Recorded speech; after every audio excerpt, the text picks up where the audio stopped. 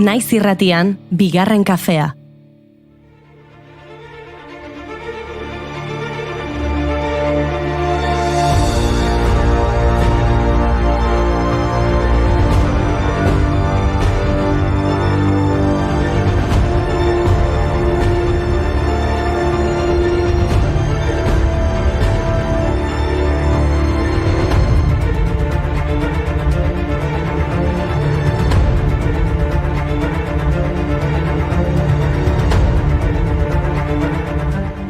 Arratsaldeon guztioi, ostirala hemen dugu eta hementxe gara zuekin. Arratsaldeon, Mai. Arratsaldeon guztioi eta ongi etorri misterioen ontzira. Mai, misterioen ontzira? Bai, hori esan dut. Ongi etorri misterioen ontzira.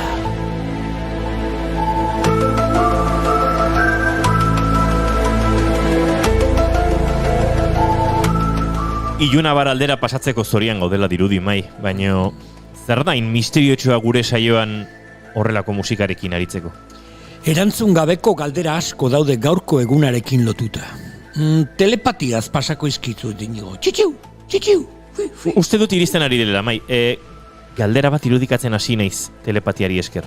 Kontzentratu inigo, kontzentratu. Zer galdera zehazki? Erantzun gabeko galdera. Wikipediak dio gaur dela gizonen nazioarteko eguna. Baina baldaukagu, zerbait errebindikatzeko eguna honetan? Gizonen nazioarteko eguna. Erantzun gabeko galdera asko, bai. Eta beste bat, zergatik desagertu da Goiuri gure estudiotatik? Erantzun gabeko galdera piloa. Zergatik gaur 2007 urtean Amaia Monterok esan zuen La Oreja de Van Gogh utziko zuela? Ojos con mis manos y luego imaginé que estás ahí de pie disimulando por mí. Cierra la puerta, ven y siéntate. Argitu gabeko misterio ugari bai. Gaur 1936 Buenaventura Durruti, sindikalista eta anarkista irultzaileari, bularrean tiro bat jaso zuen Madrilen. Egoera larrian ospitalaren egoitza ezarria zegoen Ritz hotelera eraman zuten eta hurrengo goizaldeko 4:00 hila zegoen. Buenaventura Durruti 1886ko uztailaren 14an jaio zen Leonen, Espainian. 8 anai arrebetatik gazteena Gerra Zibilaren ondoren, 3 bakarrik iraungo zuten bizirik. Gurasoak Santiago Durruti, trenbietako langilea eta Anastasia Dumange zituen. Aitaren gurasoak euskaldunak ziren. Laurente Durruti Etxegarai, Baxe Nafarroakoa, Aierra herrian jaio, eta gaztezelarik Espainiako Leonera, joan zena lan egitera. 1875 Leonen Josefina Malkorrekin ezkondu zen. Durrutinen heriotzaren informe ofizialak dio, inorena etzen bala batek Durruti zauritu zuela bularrean. Beste batzuk troskisten operazioa zela. Eta gero troskian anarkista kataluniar batek, piolet batekin hil zutena, en fin. Berriro ere, erantzun gabeko galdera asko. Eta gauza bera gertatzen da Malcolm X-ekin. Atzo New Yorkeko epaile batek exoneratu zituen Malcolm X erailtzeagatik kondenatu zituztenak. Epaiketa ez omen zen justu izan eta proba falta ziren.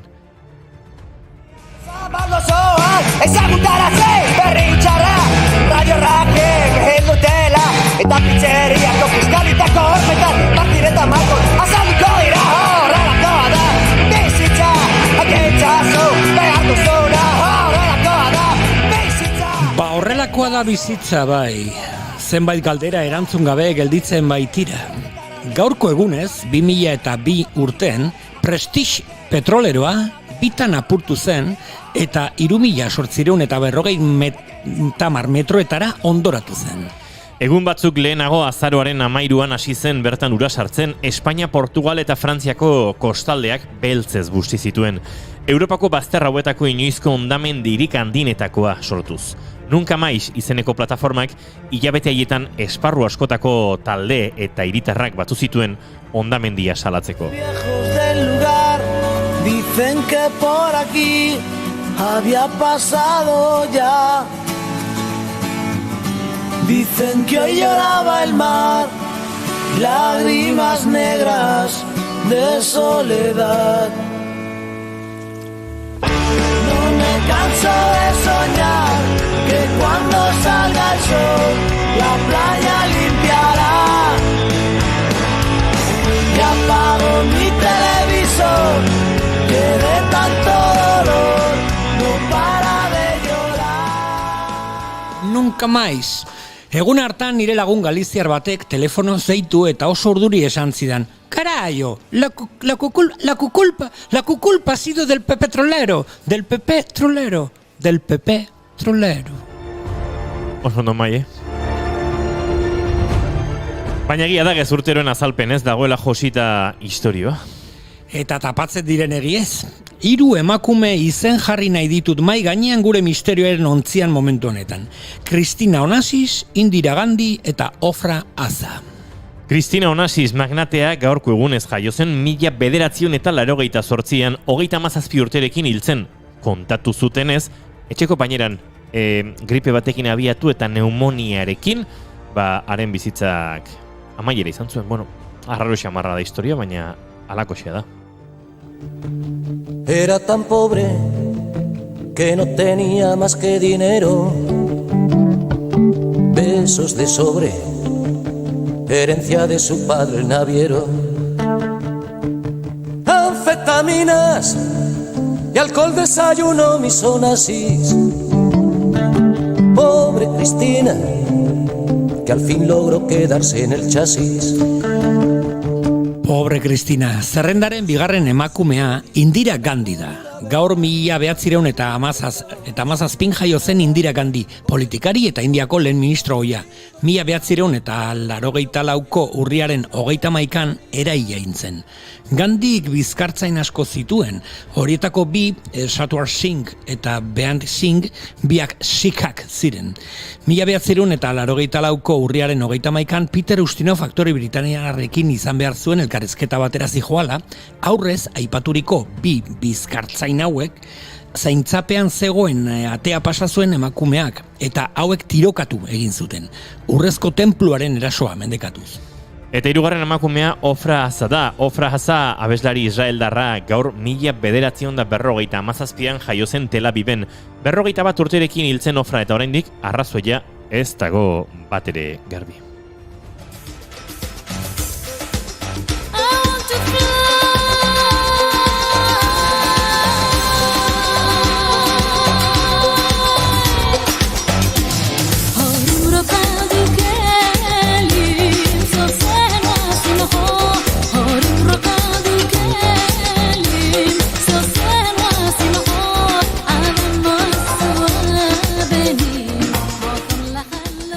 Misterioen ontzia. Gaurko egunez 1703an burdinezko mozorrodun gizona pertsonaia misteriotsua La Bastillan hiltzen. Akaso gaurko kasu misteriotsuena, Egia, burdinezko mozorrodun gizonaren atzean dagoen mitoa ez da makala, zenbat jendetaz esan da burdinezko mozorrodun edo maskaradun gizona bera zela. Adibidez, Luis Amalogarrenaren anai bizkia, edo Luis Amalogarrenaren anaia sasikumea. Edo Molière bera, antzerkigile frantziarra, edo Nicolas Fouquet, Luis Amalogarrenaren finantza ministroa, edo tabaita Mathieu Libera ere, estafatzaile ezaguna, eta beste, baina kaso indar gehien izan duen bertsioak dio, D'Artagnan bera izan zela, mai. Jo, ze moskeo burdinezko maskaradun gizonarekin, ez? Bueno, eta D'Artagnan bada, ze moskeo teroa. Ba, begira, gaur ere, Jodie Fosterrek 50 urte betetzen ditu. Zenbat? 59. 59 urte betetzen ditu Jodie Foster. Ostra, gazte? Zorionak, Jodie. Jodie Foster, Kaliforniako aktore, zuzendari eta zinema ekoizlea da. Bitan, emakumezko aktore onenaren Oscar sariaren irabazlea. Nork ez du gogoratzen Hannibal Lecterekin bildotzen isilunean. Kalifornia? Bildotzen isilunean? Bildotzen isilunean. Ontzi misteriotsuan jarraituz gaur ere badaukagu gure Hannibal Lecter partikularra. Gure Hannibal Lecter partikularra diozu? Bai, 2017ko azaroaren 19an gaurko egunez hiltzen Charles Manson, Kalifornian hain justu. Zer esan Mansoni buruz? Kriminala, sektarioa, musikaria, estrafalarioa, arlotea, modu askotara aurkeztu izan dute. Manson familiaren buru izan zen, eta honekin lotuta hainbat hilketa leporatu zizkioten, 7 horrela, zehatz-mehatz. Baina horietako batzuen atzean ere, zalantza asko izan dira. Ta inigo, bakizu Guns N' Roses taldeak Charles Mansonen abesti bat bertsionatu zuela? Bai, eta ez Guns N' Rosesek bakarrik, baina ondo ari zara, 1983an The Spaghetti Incident bilduman Look at Your Game Girl kaleratu zuten. Time keeps on flying. Think you're loving, baby, and all you're doing is crying. Can you feel those feelings real? Look at your game, girl. Look at your game, girl. What a mad delusion. Living in that confusion. Misterioen ontzia. Baina inigo, zeiuna gelditzen ari zaigu sarrera, ez da? Nazioarteko gizonen eguna delako izango da? Agian bai, baina lasai, bihar aurren eskubiden nazioarteko egun ospatuko da, eta seguru eguna argiago izango dela. Bas gaitezen argi bila. Gaur gurekin Dorleta Kortazar ipuin kontalaria izango dugu, ipuinak eta aurren eskubidei buruz hitzeiteko. Eta Afrikatik ere argizpiak ekarreko dizkigute gure bidaiariek Jon Rodriguezek eta Peio Alberdik, baina gainera 3000 tuitzeko Nebukairekin ere tartetxoa hartuko dugu, hain zuzen ere gaur arratsaleko 7etan entregatuko direlako edo jakingo dugulako norden Ricardo Arregi kazetaritza eta komunikazio sarien irabazlea. Eta alde iunatik ateratzen laguntzeko gure tribuaren jakintxuen bisita izango dugu ere, Kontxita Beitea eta Marimi Ugalde. Irrikitan gara pasaio hasteko eta erantzun gabeko galderak argitzeko prest. Aparkatu rollo txarren espaziontzia, hemen ez daudelako misteriori. Arratsaldeon azaroak 19 ditu gaur eta ostirala da, ongi etorri guztioi bigarren kafera.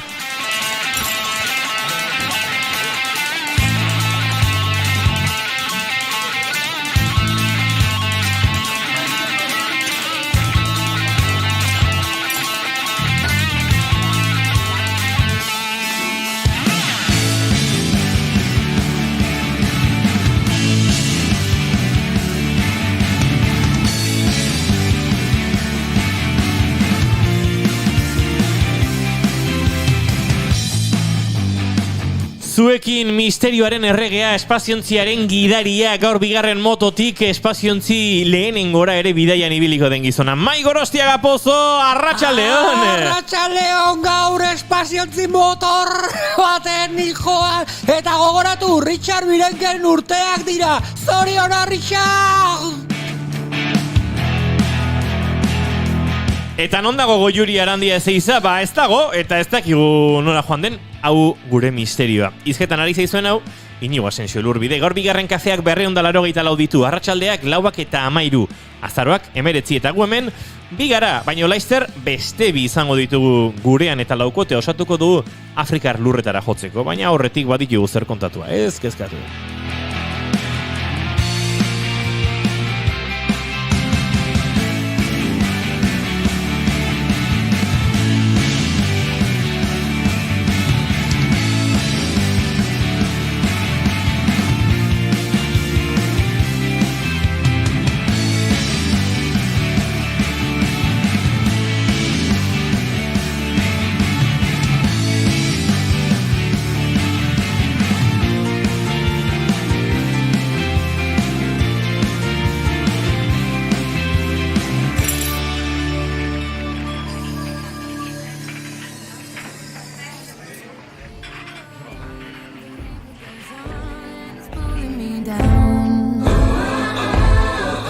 Lauak eta 14 minutu zuzenean naiz irratiaren sintonian gaurko saioa abiatzeko kantutzarra River Morganen The River and the Stone diskotik.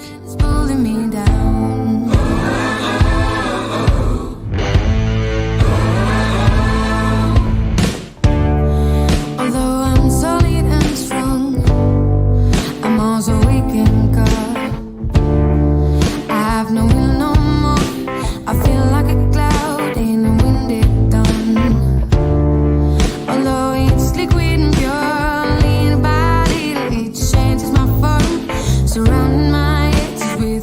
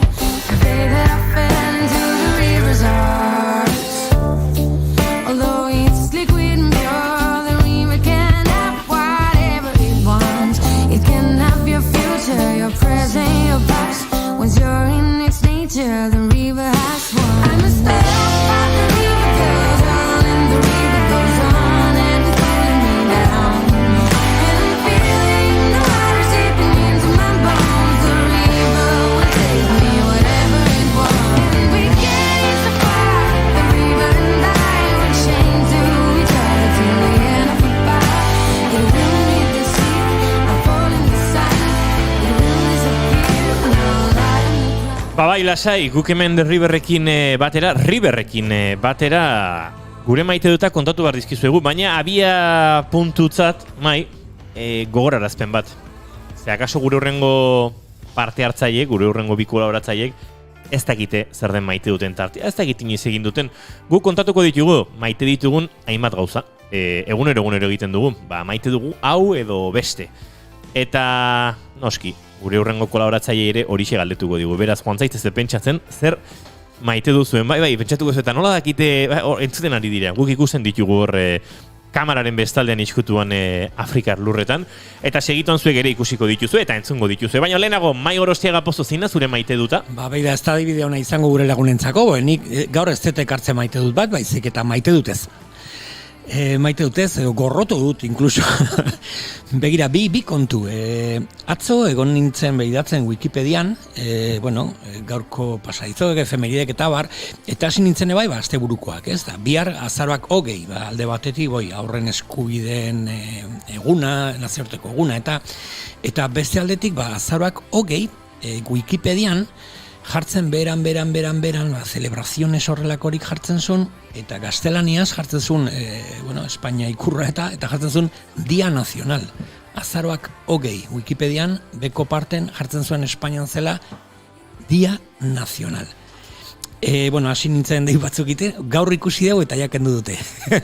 Ez dakit eragina indu, ez dakit zehose lortu dugu, edo keja gehiago izan direla, baina oso kuriosoa zen. Atzoko Wikipedian, azaroak 20, egunean eta efemire eta bar, jartzen zuen beko parten, Dia Nacional bezala Espainian oso fuerte eta oso potente. Eta beste, maite dutez dakat gaur bai, egon naiz UNICEF-en web horria behidatzen aurren eskubideen nazioarteko egunari buruz informazioa, eta aurren eskubideen protokoloa noiz sortu zan, eta zenbat herrialde sinatu zuten, eta ze hori, eta egun, 2021 batean, Estatu Batuetak oraindik ez dute sinatu aurren eskubideen protokoloa. Gorrotu dut, ez dut maite batere horrelako gauzak. It's a new dawn, it's a new day. It's a new life for me, yeah. It's a new dawn, it's a new day. It's a new life for me. Zaitezek eskatu zen erea zertxo bait gozoagoa da. Nik maite dut klasiko bat ekarri dute betiko horietakoa. Maite dut bat. Ona. Maite dut goizetik ondo hasten diren egunak. Gaur goizean goiz jeiki naiz, banekien goiurik jaizuela eta lankarga gehiago izango genuela saioan eta nahiago izan dut goiz etorri eta gauza guztiak bideratzen hasi. Baina hasi dut kafe pare bat hartu ditu nahiko goizetik, saio politia genuen aurretik, gonbidatu lujuzkoak. Eguzkia, aspaldi ikusi ez dugun eguzkia atzo arratsalde gauean eta gaurko egun osorako. Eta esan dut, ze ona, ondo sentitzen naiz. I'm feeling good. Eta maite dut, horrelako egunekin topo egitea. I can fly out in the sun, you know what I mean, don't you know? Butterflies all having fun, you know what I mean? Sleep in peace when day is... Baina bat dinamika ulertu duten Jon Rodríguez eta Peio Alberdik, bi bizizek dagoneko hortxe ditugu eta bikote arratsaldeon eta ongi etorri. Iepa, arratsaldeon. Aseurotik gauza bat, justo baina arteo dena ondo entzuten haitu geha, baina guain pixka distorsion hau da entzuten dugu. Ez dakit, zehose aldau da, no? Guain sartu gehala, distorsion hau da entzuten dugu. Vale, ez dakit, zuek guri entzute dugu zuen, no? Oraino beto entzuten gaitu zue? Ez? Ez. Ez da, Errexa, ez dakit oso ondo, ze mugan da biltza. Zambiarekin konektatzen ari gara, bikote? Bai, Zambia, bestela igualdo, ulertu iten dizuegu gutxi gora dela, bestela galdetuko izugu berriz altzeko. Así que, hola, guri ondo entzuten mazegu behintzat, segitu daikegu. Guk zuek primeran entzuten zaituztegu, beraz, esan dugun bezala, zuen maite duta eskatuko dugu, ikusi duzue guk ere egin dugula, zer maite dute Jon Rock eta Pello Alberdik, edo zer ari dira maitatzen eguna betan? Nik uste nahiko obioa dela, pixkat kirola maite deula, eta hori txikitatia torren zerbait da. Baina, bueno, hortik aparte, guain hemen egun batzuk libre o bizikleta alde batea utzita hartu ditugula, nik eta Pellongatik iguala esan diketela ustet, ahi maitatzen irakurtzea. Azkenen hemen denbora dexente hauke guretzako, eta guain ja karrerak eta alde batea utzi ditugula eta obligazioak alde batea, lasai irakurri eta pixkat gure mundun sartzea. Eta bioke maite dut berdinarekin egingo duzu aurrera edo beste bertxorik bada, Jon? Pello barkatu. Ez, nire kasun, bueno, egia da Jonek esan duna, baina, bueno, galdera bota zutenian pixka pentsatzen jarri naiz, eta pixkat lehena, bueno, etxeko garaita joet, burun moi pentsatuet, eta azteko momentu politxenetako dato launekin egite ditugun afarik, izatea etorri zait burua. Orduan, pixkat burunik, oin nire nebilkin pixkat. Ondo da, hauek dira zuen maite dutak, eta orain egingo duguna da, hasi, bueno, ibili munduan tartearekin.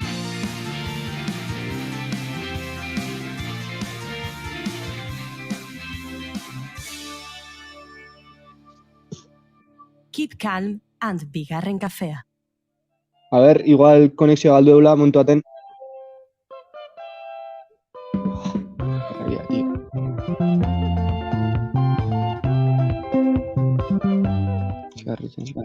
Ikusi oso ondo ez zaituztego ikusten, bikote, baino entzun uste dut baietz, beraz... Vale, abiatuko dugu. Buelta da konexioa ustet. Ez da erresa, zuzenean ari gara ikusentzule zareten horiek, eta esan da bezala Zambiarekin.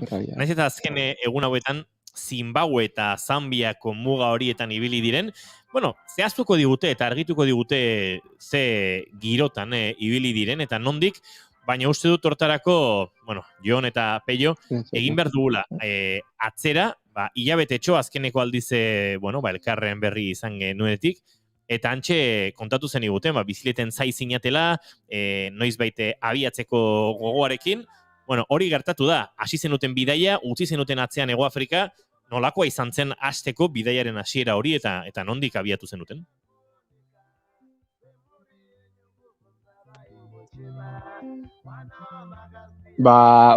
Azkeneko konexioa hori da, 45 bat egun atzea izan zen, eta hor hasi ginen Hego Afrikan, Zimbabweko mugako tarte hortan, tarte horiten, eta hasiera hori uste baino politiagoa, mundu berri baten sartu ginen, eta gauza asko genitun ikasteko, denbora guztin alerta, nun loin, zehan, nundik moitu, karretera, mendiko pistak, eta, incertidumbre asko, baino politia izan zen, zeba azkenen, loiten genuen hango baserritako jardinetan, eta azkenen ingenun baserritar talde bat ezautu eta loiten genuen baserri baten oso ondo tratatzen ziguen, askotan afari ere ematen ziguen, eta gero horrek ezauten zon hortikan 80 kilometroa beste baserritar bat, eta hola, pausoz pauso, Zimbabweko mugaino iritsi ginen.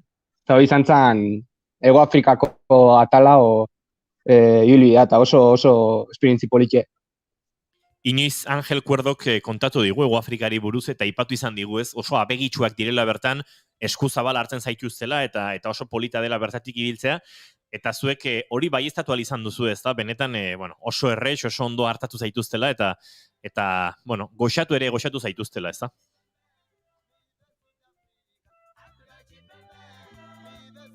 Bai, esan askotan, baserreta iritsi eta ilusioz jasotzen ziguten, nola bat egiten iritsiko ginala, eta askotan afarik eta prestatizkigute, bankete handitxan gara gaina.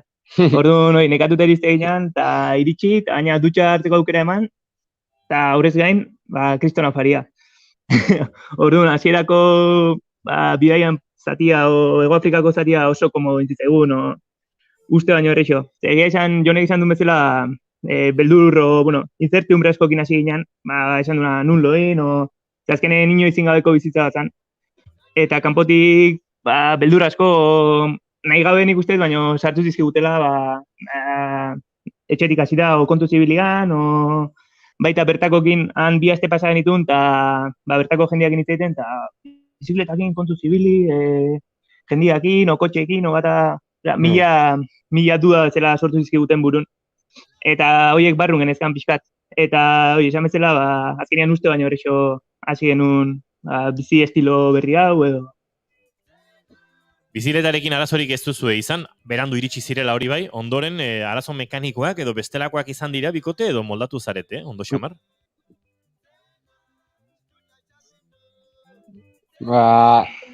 Justo gola izaten danez, lehenengo egunen hasi ginen eta pista baten sartu ginen, eta derrepente nire parrillatako tornillo bate galdu intzan, o ez digo, puska intzan, o etxeon.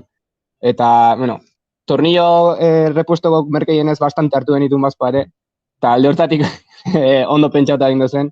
Baina, ja, bueno, aldau genuen, eta hortik 10 kilometroa berriz. Eta ja esan genuen, ezin da izan, ja hasiera nola ibiltzea. Baina, bueno, azkenen torlojoa jarri genion beste alden da hola moldauta, guain arte parrillaldetik ez dugara zegoio izan. Baina horrez gain, bai gertatu zaizkigola detaile txiki komponente bat pixka bat afloja hau, beste bate bai afloja bintzaigun, eta pintxazo bate bai euki deu, baina azkenen, bueno, pintxazo hau konpontzeko hau eta hoi azkarrin genuen, baina adibidez, biela pixka solta bintzaigun, da han seitun karretera ondon beti hau, hemen kotxe eta asko aberiatzen ez, kotxe eta tailer asko hau karretera ondon, eta seitun ateazi guten erraminta eta konpondu, hemen laguntza eta errex bilatzen dugu alde hortatik. Eta ez dugu eukiola aberi haundik esan daikena. Ondoren, bueno, Hego Afrikatzean utzi zenuten, eta Zimbabuen murgildu zinaten, eta hor, lehenengo kolpea edo lehenengo aldaketa nagusia izan dezu ez, da?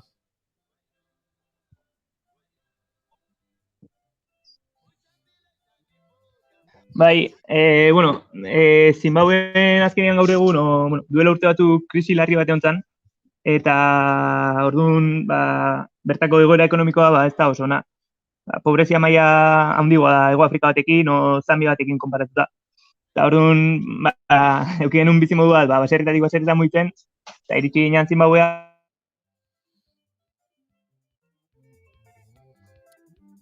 Konexioa moztu zaigu zerratxo bait, berreskuratzen dugun.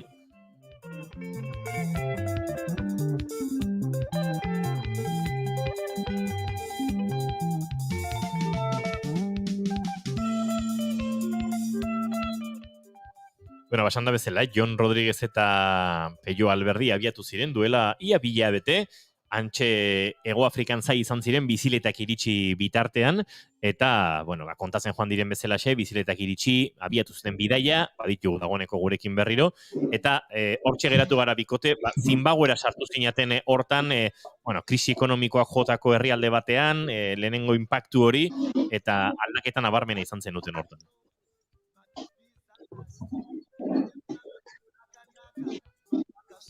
Hoi da, kontatzen nintzen, Hego Afrikan bizi modu berriz bat euki genula, modu bat esan da, eta pasai ginen Zimbabwea, arrazkin hor ikustean bezala, dutxi gabe. Eta momentu honetze egun okurritu dutxi gabe oteko aukera eukiko nunik.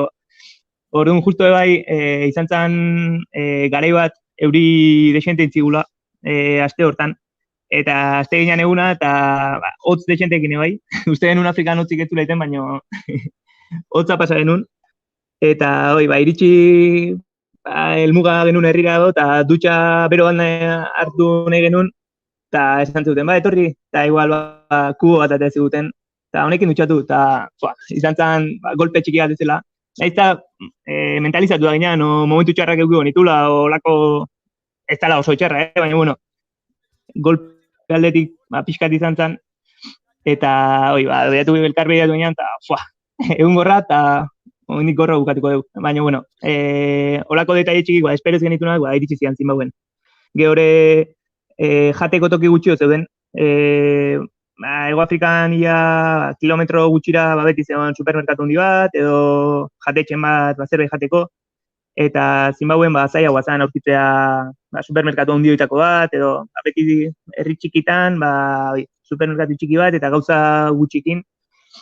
Orduan, bueno, zailtasun aldetik aldaketa bat egon bizi estiloan.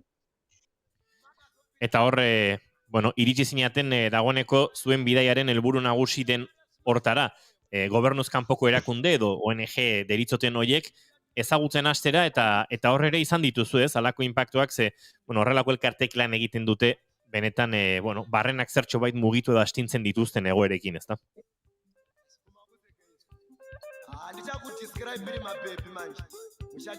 Oida, lehenengo gobernuz kanpoko erakundea izan zen Euskadi Kopera, bueno, parte hartzen duen proiektu bat, eta da, Zimbabweko Masbingo irin garatzen adien proiektu bat, eta, bueno, pixkate hon ginen, adie proiektu ezberdinek garatzen, Masbingo iriko auzo pobrenetan, sanidadeak inta uren, bueno, ure lortzeko duten arazokin, pixkat horrekin lan iten eta hoiek errestearen.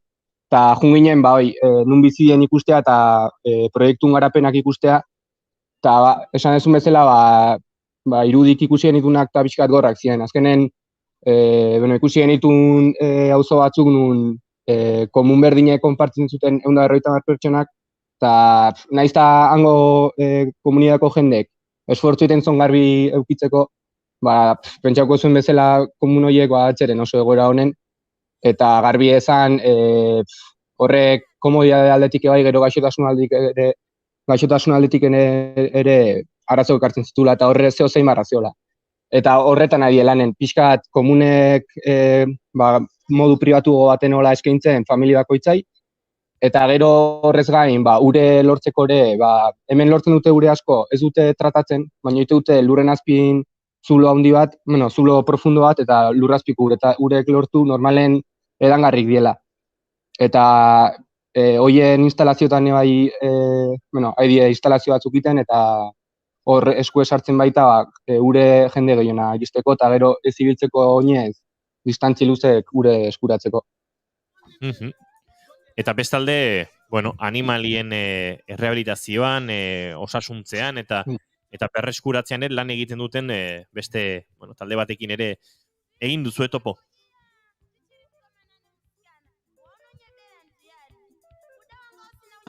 Bai, bueno, Euskadi Koperako GKE bizitatuta gero, zutenen junginan animali horiekin lan egiten zuten beste GKE batea, eta hau oso desberdin izan zen alde hortatik, oso politia. Gehien bat egiten zuten lana primateekin, azkenen hemen baso asko dago, baso edo, bueno, landa asko, eta bertan dauden primateek kotxeen istripungatik, beste animalien erasongatik edo askotan umek, umezurz getzea o bakarrik getzea. Orduan, erakunde honek ditu jaso, primate horiek, normalizatea tximuk eta babuinok. Eta nola dituzte talde handi batzutan, bakarrik jasotako ume desberdinak taldeetan batu, eta nola diteko erakutsi, gero nola ibili barruten bizitza salvaje horta sartzen dira momentun. Orduan, entrenatu bezala dituzte. Eta emate dituzte adibidez, danak hartu eta laku batea, eta erakutsi, bueno, aske utzi eta beha azteia pixkanaka ikasten, janaria nola bildu. Esan bezala oso txikik dira. Eta pixkat hemen bushwalk deitzei ekintza horiei. Eta hartzen dituzte 6 bat babuino adibidez, eta laku batea eman. Eta antxe bi ordu duki, behaien janari bilketa nabiltzan bitarten, eta hola. Eta oso politia. Azkenen babuino horiek gukin konfiantza moduko atartu zuten. Nola lau bat egun ginen behekin, eta ja, azken eguneko etortze zian, eta besarkak eman zituten, o gainean jarri, o nola daiteko konexio politu bat sortu zen hor. Eta, izan bezala lan politia bai, baina gogortasun aldetik beste gradu batean. Hor ondoren izan zenuten, atxeden puntu bat, edo beste esperientzia batzu bizitzeko aukera, ze, bueno, Zimbabwe eta Zambia arteko muga horretan ibili zinaten Victoria Orjauzietan edo Victoria Falls delako horietan, uste dut inoiz agurtzan belontzaranekin hitz egin dugula, hauen inguruan, eta berriz ere konexioarekin ordantzan gabiltzala, Peio Alberdi eta Jon Rodriguez gurekin baditugun, eta kontatzen dizkiguten Victoria Fallseko abenturek.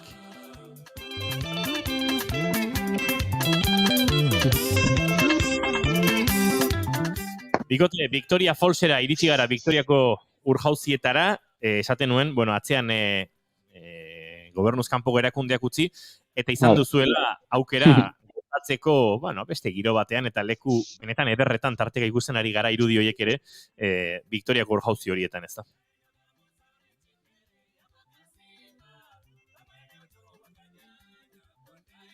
Bai, azkenen gure ibilbideen zeon marabila, olako gauza bat atzen ikusi gabe ezin genuen utzi, eta iritsi ginen egunen, pixkat urdurita dena geren. Azkenen asko entzuten dan zerbait da Victoria Falls, eta, bueno, urduri o kiston gogokin ikusteko, eta ikusi genunen, gure espektatibak bete zitun.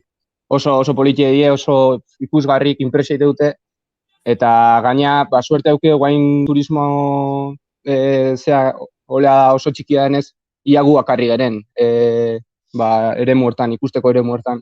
Eta egon ginen egun guztie, dare mirador ezberdinek, angelu ezberdinak ikusteko urjauzik, eta egon ginen egun guztie 8 ordu, irekitzutenetik itxi zutenea, miradore baten ordu batean, behiratzen, hitz egiten, beste batea jun, beste ordu bat, zeo zejan, eta egolako egun bat, beti gogorauko egun bat izango da. Oso politia eta gaina lasai hartu genuen, eta asko disfrutautakoa. Hortik aurrera, Zambian murgilu zinaten erabatez, esango nuke Zimbabwe atzean utzi eta Livingstonera iritsi zinatela, beste GKE batekin, beste gobernuz kanpoko erakunde batekin, elkarlanean edo euren errealitatea ezagutzera, ez da?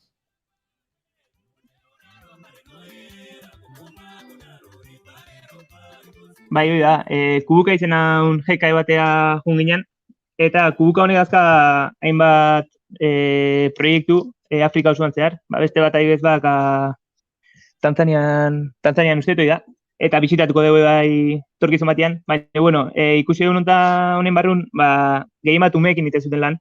Umeen eskolaratzeakin eta geho lan mundura sartzeko aukera izate horrekin.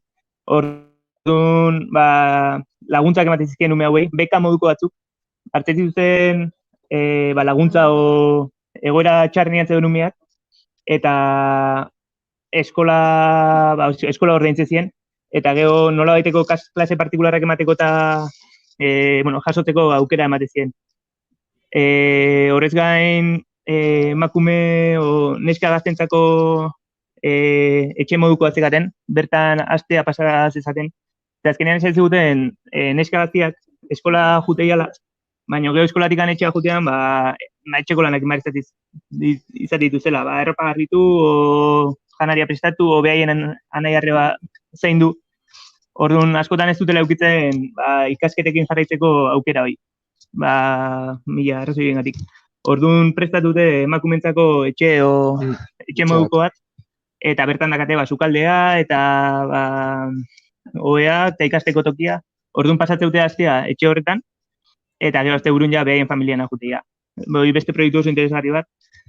Eta gero, gehien batzian lotuta danak, eskola, bost proiektu zezkaten, eta danak zian lotuta eskola arloak. Aipatu dugu mai, bihar dela nazioarteko aurren eskubideen aldeko eguna, ez da? Eta ari dira, hainbat gobernuz kanpoko erakunde lurralderik zaurgarrienetan, ez, edo kolektibo zaurgarrienei alako babesa eskintzen. Ze pentsatzen dut, Jon eta Peio, asko direla, ez, horrelako proiektutan ari direnak, eta horrelako bidai batean, barruak ere mugitzen direla, ez, ikusita, zenbat jende dagoen beste jende bati laguntzeko gogoz, zenbat jende dagoen hainbaten bizimodua hobetzeko gogoz, hori guzti ere azken finean bizitzen ari zarete, eta pentsatzen dut, egunen joan etorrian hor mugitzen direla barrenak pixka bat, ez?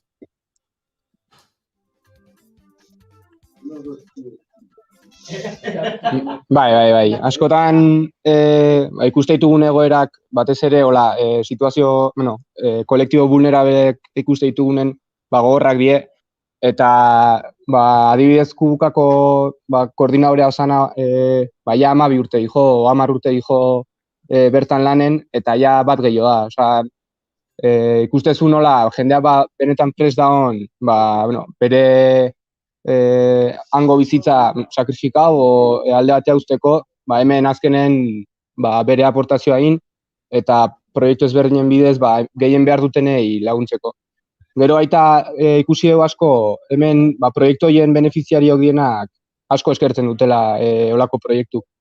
Egon gehan jende guztikin, bai auzo horietan berez, triste, egoera horretan, aurpegi txarrak ikusi beharren beti izan dira aurpegi onak, beti eskertzen, eta dena positiboa, dena demostin mentalidade onakin bezala, eta olako egoera baten mentalidade ona eukitzek, asko impacta dugu, ze pentsatu eman digu behintzat. Eta, horregatik esateu, naizta situazio gogorrak ikusitugun, politia ere izan dela, hango jendea nola zehorn ikusi, eta azkenen nola bizi duten egoera, eta mengo nola hartze duten bizitza ikusita. Baina, askotan igual oso ezberdina da, hemendik ikusita, hemengo fokotik ikusita, aurren eskubideen asuntu hau, edo han lehen frenten ikustea, aurrez aurre ikustea, nola bizi diren, eta ze beharrak dituzten, ez? Gorko, igual.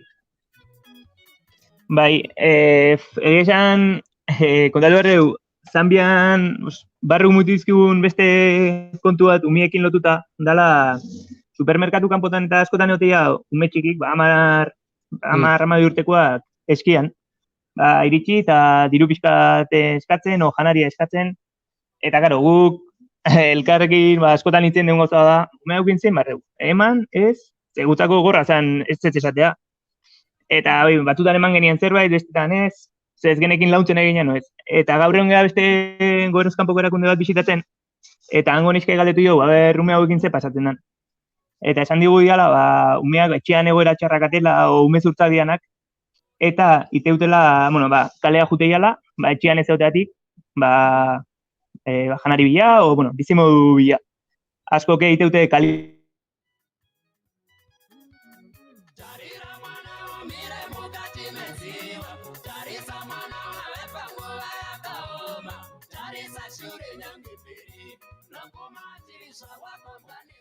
Ari gara saiatzen, segituan izango ditugu bueltan, zuzenean ari gara, Zambian Lusakatik aurrera galduta dauzkagu gure bidaiariak, Jon Rodríguez eta Pello Alberdi, eta horrek sortzen du, batzutan konexioarekin arazoak izatea, baina mai gainean jarri behar dugu ere zuzenean eta eurekin horrela egon alizatearen balioa ez daude. Hiri handi batean oporretan, Afrika barrenean murgilduta dira Zambian eta batzutan konexioak galdu egiten zaigu. Baina, jarraitu ari zinaten kontatzen gaur bertan egon zaretela gobernuz kanpoko erakunde batekin, betako neska bati galdetu diozuela eta haren azalpenak pixka bat ume horiekin ze errealitate bizi den ulertzeko, ez?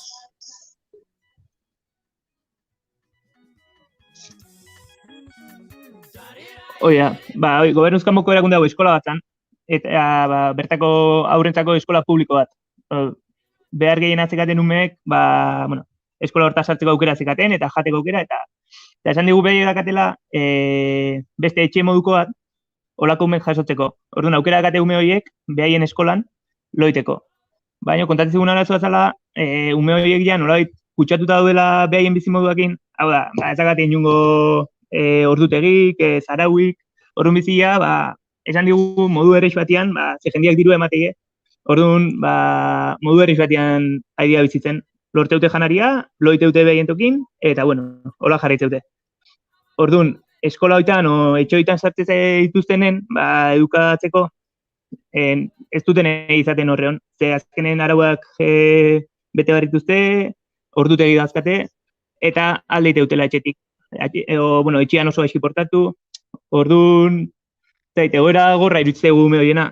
Ze azkenen, bakate alternatiba, etxe horta sartzekoa, baina esan bezala ja, nola kutsatu dabe, o bizimodu horta oitu dira, eta ezin dute atea. Aukera bakate, ateatzeko, baina iritsi zaigu pixka pentsatuta gero, ez dela erresa behintzat hortik ateatzea. Orduan, ezagit, eta galdetu jo gobernuak zerbait iteun, eta ez. Home hori daudela hor, gobernuz kanpoko erakunde desberdinak saiatzea ala biltzen eta behaien ganatzen, eta aukera bakatela jateko eta ikasteko modu, gratis esango nuen bezala, baina ez dutela nahi. Orduan, ezagit, arazo potolua, tripak muitzizkigun kontua da.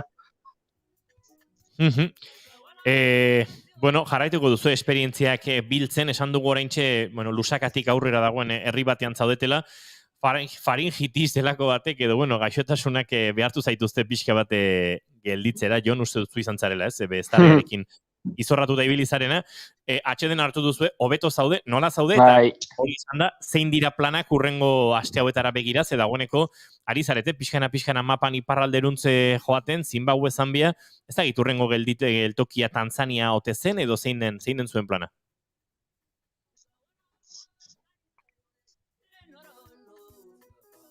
Bai, oia, azkenen egun asko izan ziren bizikletan, eta nahiz da jekaek bisitatzen gelditzen ginen, azkenen ez ziren deskantxo egunek, jekaek bisita, gero blogan idatzi, gero herria bisitatu nahi genuen, merkatio bisitatu nahi genuen, oso moitue, eta azkenen itxizan puntu bat, nire gorputze nik uste fatigagatik gaixotu intzat.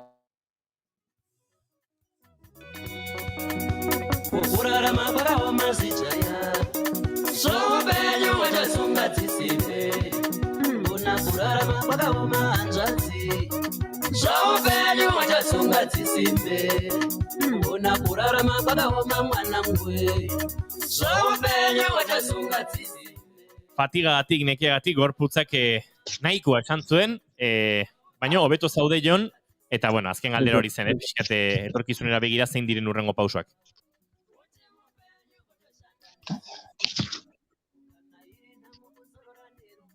A ver, igual, moztuin da. Bai, galdetzen izun hori, dagoeneko hobeto zauden, nekeak jota azkenean, gorputzak potxe egin duela pixka bat, eta hurrengo pausoak zein diren, Afrikan barrena, ez dakit, Tanzaniaruntz edo iparralderuntz kongo duzue, betxazut hori saiatuko duzuela, noruntze egingo duzue hurrengo pausoa. Bai, ez, guan ja, hemen medikoa bizitatzeko aukera eukinun, hemen gertu ospitale batzen, eta esan ziten faringitisen eukela, eta entzite, anekdota ezela, rezeta bat, antibiotiko batzuk rezeta hau. Eta zien, egunero 4 pastilla mota ezberdin, eta bakoitzetik 4, eta hola. Eta ni pixka larrituta esan, gaizkin hau, baina, hau pastilla, eta orduan Euskal Herrin, gure asegurokin, mediku batekin bigarren iritzi jasotzeko aukera izanun, eta esan ziten, guztiz, esan ziten, ez ziten bate gomendau hoiz egitzea, eta hemen antibiotiko simple batekin indet 3 eguneko tratamendu bat daia ondo nau. Baina, kurioso izan zen, ze tratamentu proposau ziten hemengo medikuk.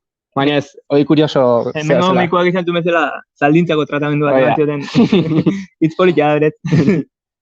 Ez, baina, eta ja rekuperatzen, eta daukego asmoa, astelenen,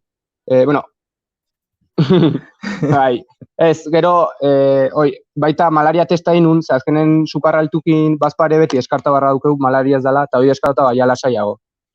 Eta guan ja erdi ondo naula, astelenen daukeu asmoa ja berriz azteko, eta esan ezun bezala Tanzania aldea. Eta gure objektiboa da, 2000 kilometro ingurua dau, Zanzibar izeneko isla batzuk, eta gure helburua da, pixkat isla hoita iristea, Gabonak osatzeko. Azkenen, Gabonak fetxa politi batzu dira, eta nahi genuen leku espezial baten pasa, eta gure helburua da, Tanzanian aurkitzen Zanzibar isla iristea Gabonetako, gutxi gora bera. Bidean, bestelako gobernuz kanpoko erakundeak topatuko dituzue, edo lasai xamarrariko zarete tarte horretan?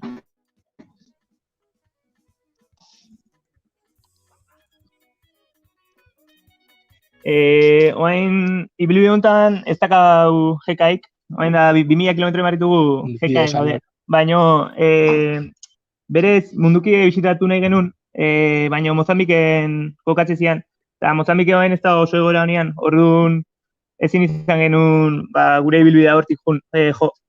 Orduan berekin itzen dugu eta fizikoki ez ditugu bisitatuko, baina online formatu baten bisitatzeko aukera edukiko dugu, oangokin hitz egiteko, eta nolaiteko elkarrizketa tingo dugu berekin, eta artikulo bat ateako dugu mundukidei buruz. Orduan, fizikoki ez, baina 2000 kilometro hautan mundukidei bisitatuko dugu, modu internet bidez. Ba, Jon Rodríguez eta Peio Alberdi, zorterik onena bidai honetan, jarraituko dugu hemendik aste batzutara zuen pausoak jarraitzen, izango dugu elkarren berri, eta batez ere, zaindu osasuna, zaindu zuen burua, eta gozatu eta bildu esperientzia pila berriz ere, gurean kontatzeko. Bai.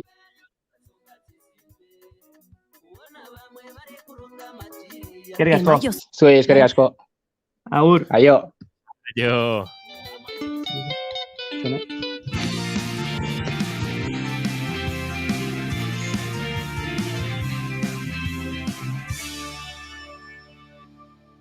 Emaiozu bigarren aukera bat egunari. Naiz irratian, bigarren kafea.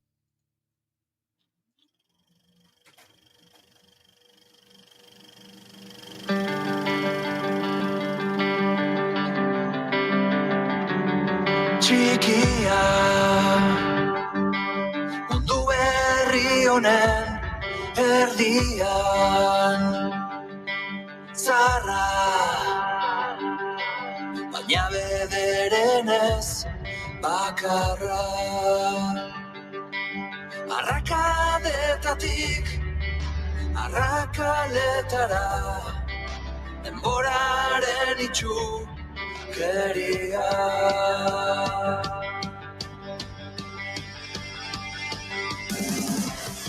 Arratsaldeko bostak izateko 7 minutu falta zaizkigun honetan, bagoaz pixkana gu ere aurrera, eta bagoaz, bideo deiez, protagonista berriak biltzera mai, lehen ere ipatu dugu sarreran, genuela gaur, urduri egoteko arrazoi txikiren bat, edo ezain txikia. Eta horrexegatik daukagu gure bigarren kafearen konexioaren bestaldean, gaur ere urduritasunez bizitzen ariko den emakumea. Ainhoa Azkuen, Ebukai, arratsalde honetan ongi etorri bigarren kafera. Kaixo, arratsaldeon. Bueno, aipatu dugu guk urduritasun hori, gaur goizean Arkakuxori WhatsAppa bota diogu, Jon Lizi ere zirikatu digu pixka bat, agertzen muzen biltzaten, ze aipatu genuen Ricardo Arregi sariak iritsi dira. Bueno, sarien azken txampan gaude, euskarazko kazetaritzaren eta komunikazioaren kalitatea, bingaintasuna eta berrikuntza bultzatzen dituzten sari hauek, eta azken urteko kazetaritzan eta komunikazio egintzan egin diren lanen artean, komunikazio sarien finalistak ezagutu genituen, Oier Arantzabalen barruan gaude podcasta, Basilika podcasta, Pantaiak euskaraz egitasmoa, eta 3000 tweets kolektiboa.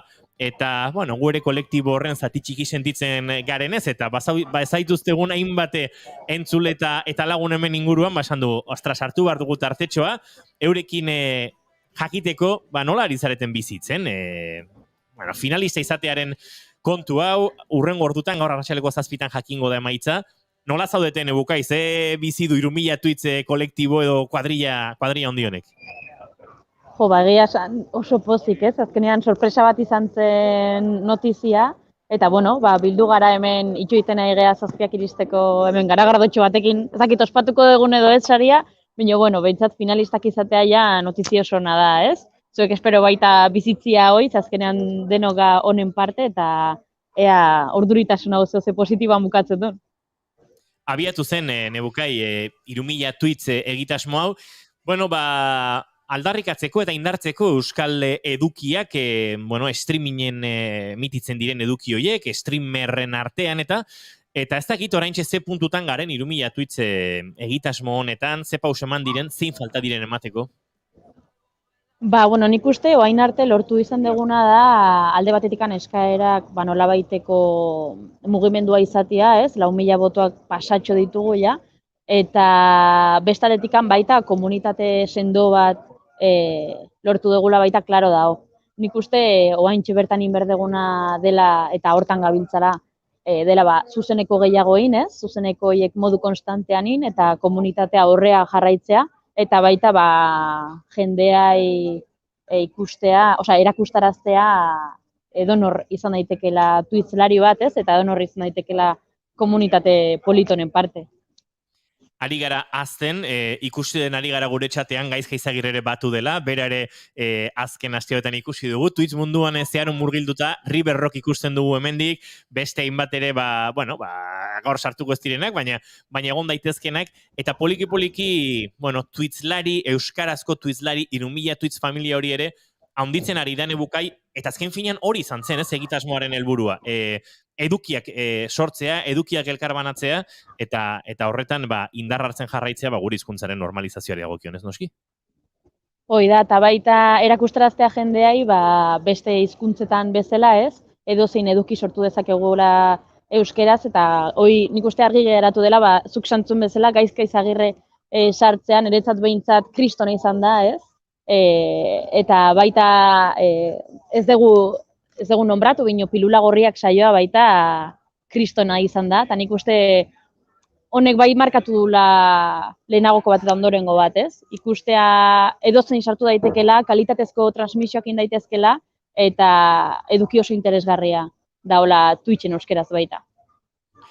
Lehengoan galdetzen zidan gazte batek, hasi behar dugu bideo batzuk egiten, hau eta beste, eta Twitchen, eta baina euskeraz, eta klaro, ez dakit inork ikusiko gaituen, eta zenbat jende, eta esatzen, bida, lasaiz datorren astean kokatuko naiz, eta jarriko zaitut harremanetan Iruminea Twitcheko beste kide garen batzuekin, eta helburu azken finean ez da milaka pertsonek ikustea, edo azken helburua kaso hori izan liteke, baina helburua da batez ere, eskaintza bat egotea Twitchen sartu eta horrelako mundu berri edo abanguardiako batean ere egon daitezela, ez euskerazko edukiak edozein gaien ingurukoak Nebukai eta asmo berezirik gabe ere, alegia 6 ikusle izan edo 5.000 izan denak balio duela eta dena dela garrantzitsua aletxo hori gehitzeko proiektu honetan.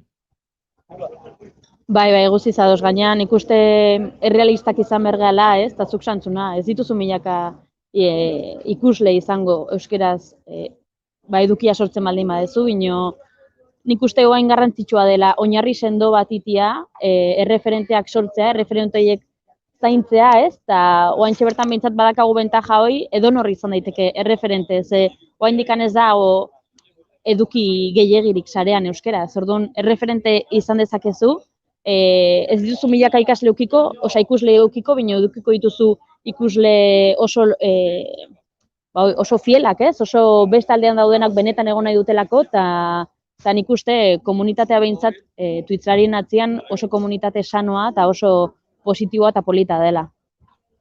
Bueno, esan da bezala, gaur, arratsaleko 7:00 jakingo dugu, edo hasiko gara jakiten, zein diren saridunak, lehen ere aipatu dugun bezala, Ricardo Arregi sari horietan, komunikazio arloan Oier Arantzabal barruan gaude podcastarekin, Basilika podcasta, pantaiak euskeraz, eta 3000 Twitch Nebukai guk saioa 6:00 bukatuko dugu, hori izango ditugu egin behar batzuk, ez gara iritsiko 7:00, baina ondorengo ospakizuna non den jakin daiteke, edo nola da? Ricardo Arregi saria azkenean Andoainen ematen da, beraz, Andoainen ebiliko gara bueltita bat ematen. Naiz eta ondo edo gaizki atea, guretzat ja ondo atea dela, nominatuak izatea, finalistak izatea ja kriston arrakastatxa da guretzat, ez? Gaina horren beste nominatuekin batera oso pozik gaude behaiekin finalistak izatea. Orduan, saridunak izan edo ez, Andoainetik anibiliko gara gardotxo batzuk hartzen, orduan, edo zer gauzatxo, deitu eta bakizute. Hemen fiestoia egongo da.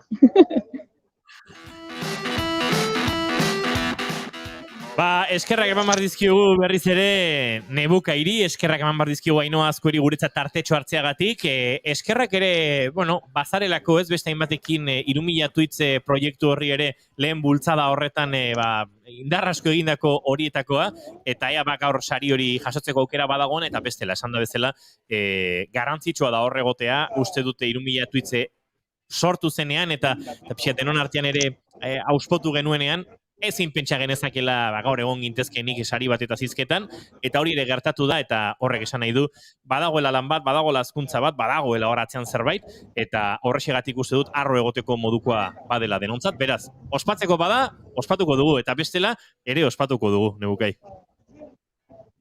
Bai. Guztiz ados, eskerrik asko benetan. Eskerrik asko zuri, muxo handi bat denoi, muxo handi bat 3000 tweetslari guztioi, eta jarraituko dugu harremanetan. Agur! Aio!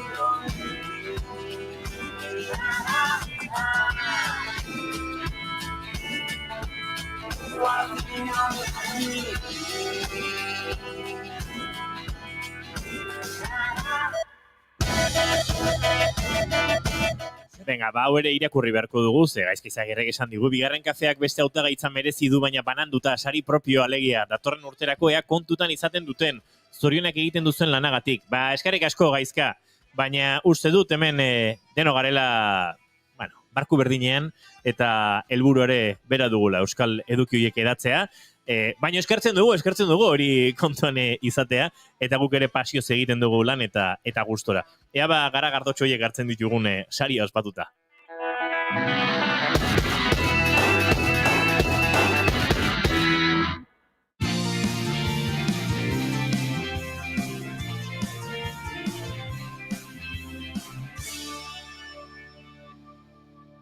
Bigarrenak ez direlako beti okerragoak, bigarren kafea. Aizea bezala. Arratsaldeon, Jon Basagure naiz, eta plazer handiz hementxe naiz irratiko beste bat saio honetan. Aizea bezala. Azaroan zehar, astelenero, Izaki Gardenak taldeko ahots eta gitar jole Jon Basagurenek egingo du beste bat saioa. Beste bat, gure musikarien azukre koskorrak ezagutzeko saioa. Astelenetik ostegunera, arratsaldeko 3:00 lauretara, eta zuk nahi duzunean entzuteko podcast plataformetan.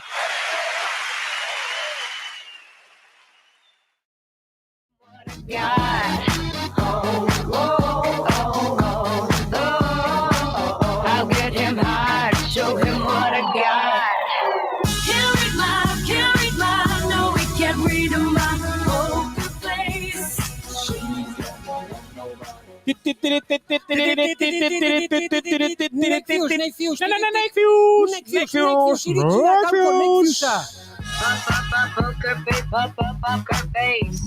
Gogoratu hau ez dela fake news bat, daizik eta Nexius bat. Horrek esan nahi du, gezurra dela, baina horrek ez du esan nahi, gezur horren atzean egirik ez dagoenik. Nexius, titularra. Erreginen pokerra, eskubiko manga azpian. Nexius, erreginen pokerra, eskubiko manga azpin. A ber, pasaden astean, Valentzian, elkartu ziren, Valentzian indarrezkertiak batu nahian, ez? Yolanda Díaz, Monika Oltra, Da Colau, Monika García, Fatima Mahamed, eta, bueno, eskubian urduri jartzen hasi ziren, adibidez, Pablo Casado aipatu zuen bilera hori, akelarrea izendatu zuen, Baina Pablo Casado ez da eskubia, zentroa, ez? Liberal demokrata. Ba, eskubiko zentro horreko... Eskubi, ez? Ez da Casado ere. Ba, bueno, esan zuen, ba, hori, ez, akelarre, ez dakit, ze izen da pena eman zion horrelako bilera baten, ez, akelarrea, nontzu izango ziren inkisidorek, ez? Ba, bueno, Espainiako eskubian kartak mai gainean hasi dira jartzen urduri daudelako, eta mugimendu estrategiko bat antolatzen ari dira. Erreginen pokerra urrengo hauteskundetako, aloro. Isabel Díaz Ayuso, Cayetano Albere de Toledo, Macarena Olona eta Inés Arrimadas, erreginen pokerra elkarrekin urrengo hauteskundetako. Ezkerrean osatzen bada emakume gidatuta alderdi berri bat, ba eskubiko alderdi berri bat prestatzen ari dira aurre egiteko. Nola, Podemos sortu zenean, ba, Ciudadanos agertu zen, egia da, bai. Hori konpentsatzeko, ba, guain erreginen pokerra alderdia prestatzen ari dira. Osea, Ayuso hasi da PP barruan ariak mugitzen, ez? Zarata egiten. Cayetano aste honetan zerbait lertzeko zorian dagoela erakutsi digu, osea. Inés Arrimadasek badaki irtenbide bakarra dela Ciudadanosen kontzako. Eta Voxen, zesan dute Voxen, ba, Macarena, zen nahiago dute, ez? Ba, kontuan hartu, alderdi zar berri bat osatzen ari da estatuko eskubian. Erreginen pokerra eskubiko manga azpian. Ayuso lehendakari noski. Eta baldakize Isabel Ayusok non aurkeztu nahi duen proiektu berri hau? Erreginen pokerra, ba, Barajasen, harrapatzen. Adi, erreginen pokerra eskubiko mangazpin. Eta egia, ala gezurra, begien artean. Sodorra!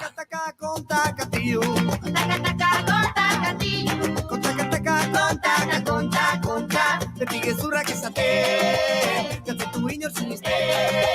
Beti gezurrak esate, gatzetu inor sinisten. Beti ondoko azarakan, kala bizkarretik ematen dura bankada. Kala, izkarradakan, beti zaude ondoko azkalakan. Kala, beti ondoko azkalakan. Kontakataka,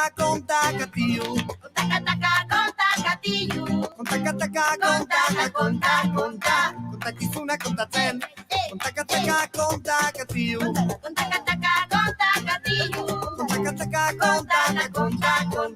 ez bakizunak ez batzen zen. Kontakataka,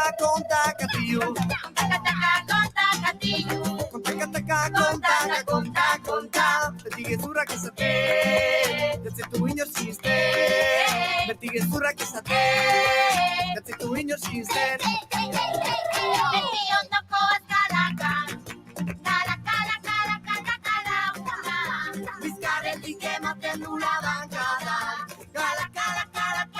Bostak eta 9 minutu zuzenean naiz irratiaren sintonian gaur Goiuri ez dago, gaur Neck Fuse atzeratu egin dugu, baina gaur 3. kafe hartzera dator norbait eta pozik gaude.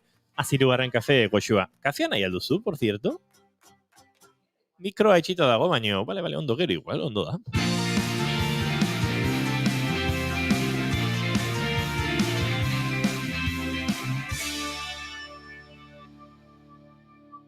Keep calm and bigarren kafea.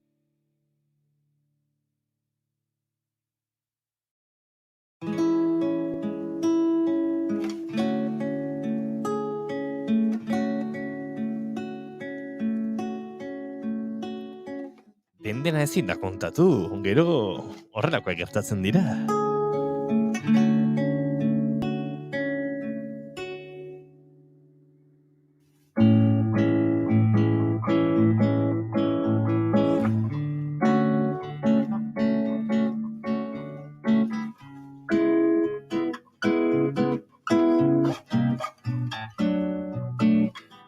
Gure hurrengo gonbidatuak duela egun gutxi publikatu zuen bere saretan zenbat gustatzen zaidan Mariana Froes, nire astelenari musika jartzen.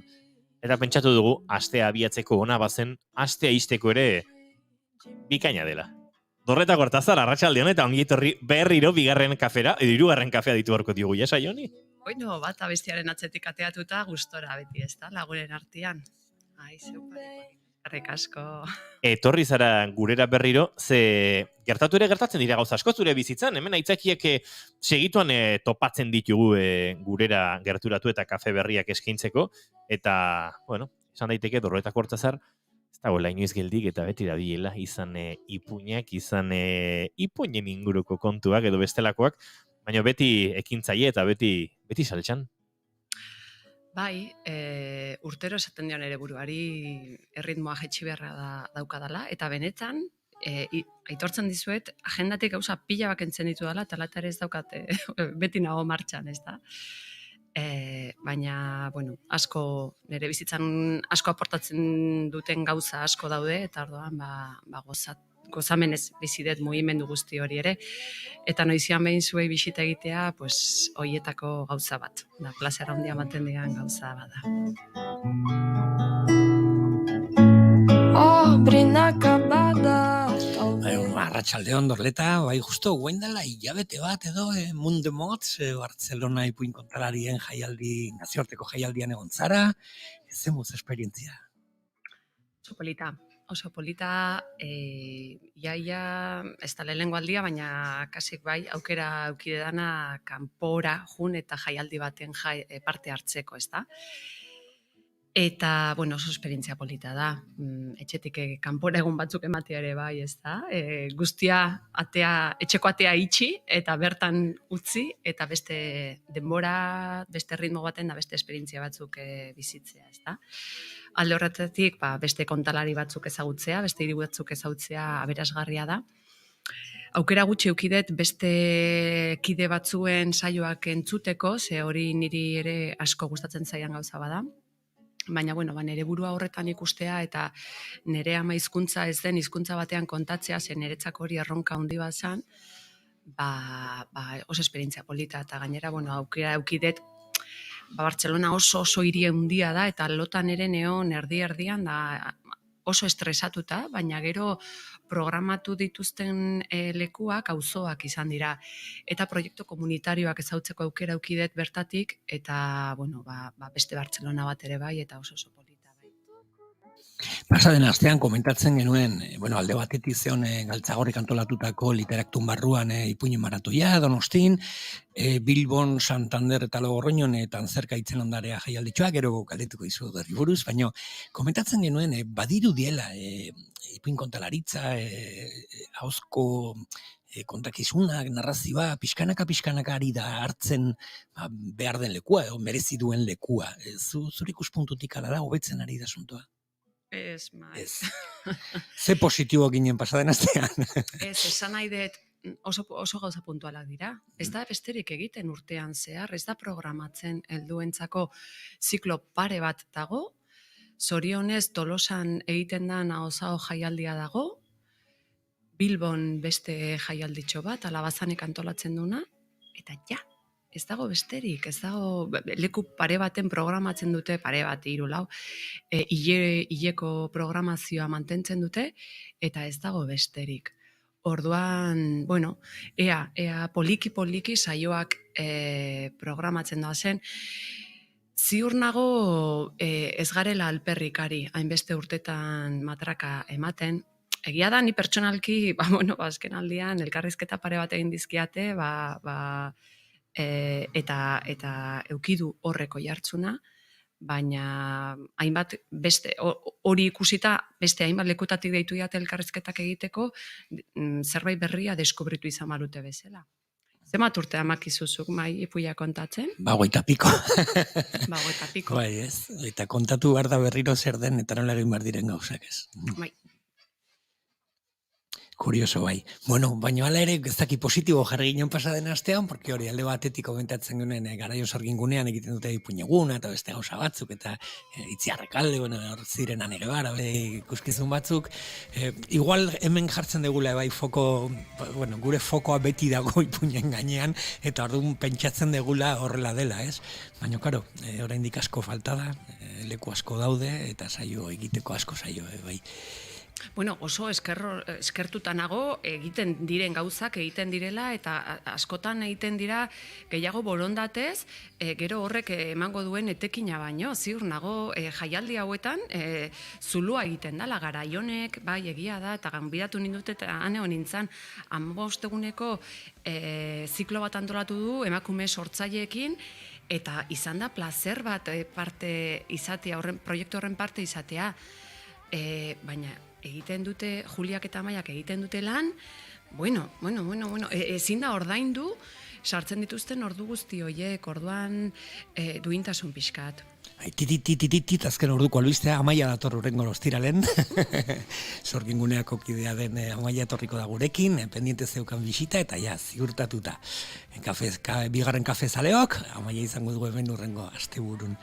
Eta, bueno, eta antzerka aipatu dugu, jaialditxo hau, lehenengo aldia dela uste dut aipatzen dela, egiten dela,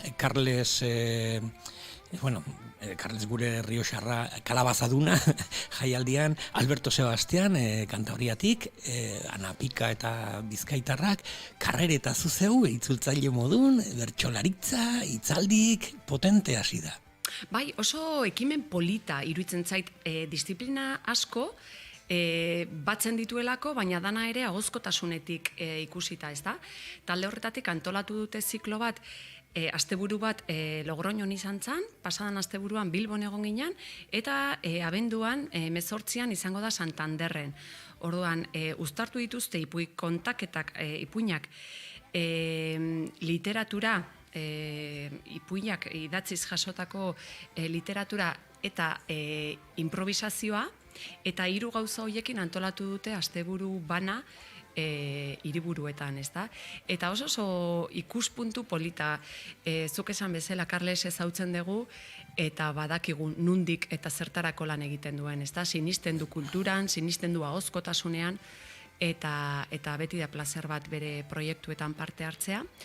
Eta bai, konkretuki ni honetan egon naiz, bertsolariak euskeratik gaztelerara itzultzen. Zerbait zaila baldin bada mundu honetan da, bertso bat itzultzen saiatzea, ze ni saiatu nintzen, ez dakit, lortu nuen edo ez, baina ezinezkoa dan zerbait da, ez da. Baina lata ere, bueno, euskera ulertzen ez dutenek eskertzen duten zeo zer da, ez. Izpi txiki bat edo printza txiki batzuk behintzat jaso alizatea. Zurekin bat nator, Carles García Domingo eta Sonia izugarrizko lana egiten dute Logroñon, asko hemendik beti daukau begi bat arrea da ikasteko pixka behintzat, zeren, bueno, adituak gai hauetan.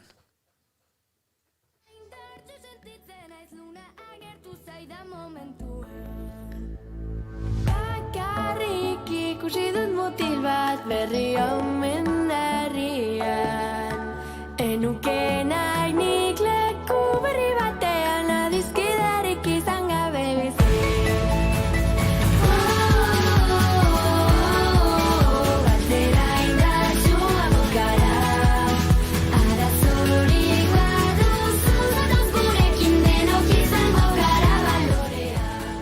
Aipatu du gorko saioan, behin eta berriz Afrikarekin harremanetan izan gara, Zambiatik Jon Rodriguez eta Peio Alberdirekin, gobernuz kanpoko hainbat erakunde gazteen edo umeen alfabetatzean, hezkuntza eskubideen bermatze horretan egiten duten lanaren inguruan, baina lehenago ere esan dugu, ez, bihar aurren eskubideen nazioarteko eguna dela, eta esan dugu ere, ipuinak eta aurren eskubideek badutela halako lotura. Eta lotura horrek Dorreta Kortazarren gana eraman gaitu. Badugu galdera bat Dorretaren zat, ez dakit hau den momentua, Mai? Bai, ume batena. Kaixo Dorleta, alai naiz. Galdera bat egingo dizut. Zergaitik gurasoak eta umeak ez dauzkagu eskubide berdinak? Bueno, gero ikusiko dut zure erantzuna musandi bat, aio ondo pasa. Dio geroz egoizean bidali digu galdera zuretzako. Ze galdera potolua. Ez da erresa ez, horregatik utzi dizugu dena zuretzat, Dorreta. Eskerrik asko, hau marroia. Ze injustua, ez da?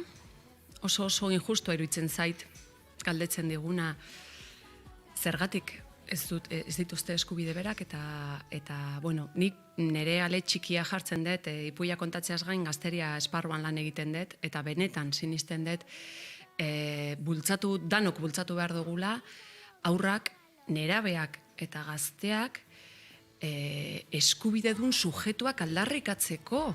Oraindik jendiak ez dauka garbi eskubideak dituztenik ere, eta zer esan handia daukatenik ere, ezta? Eta nire energia behintzat lanean, eta lanetik kanpo ere horretan jartzen dut, bai.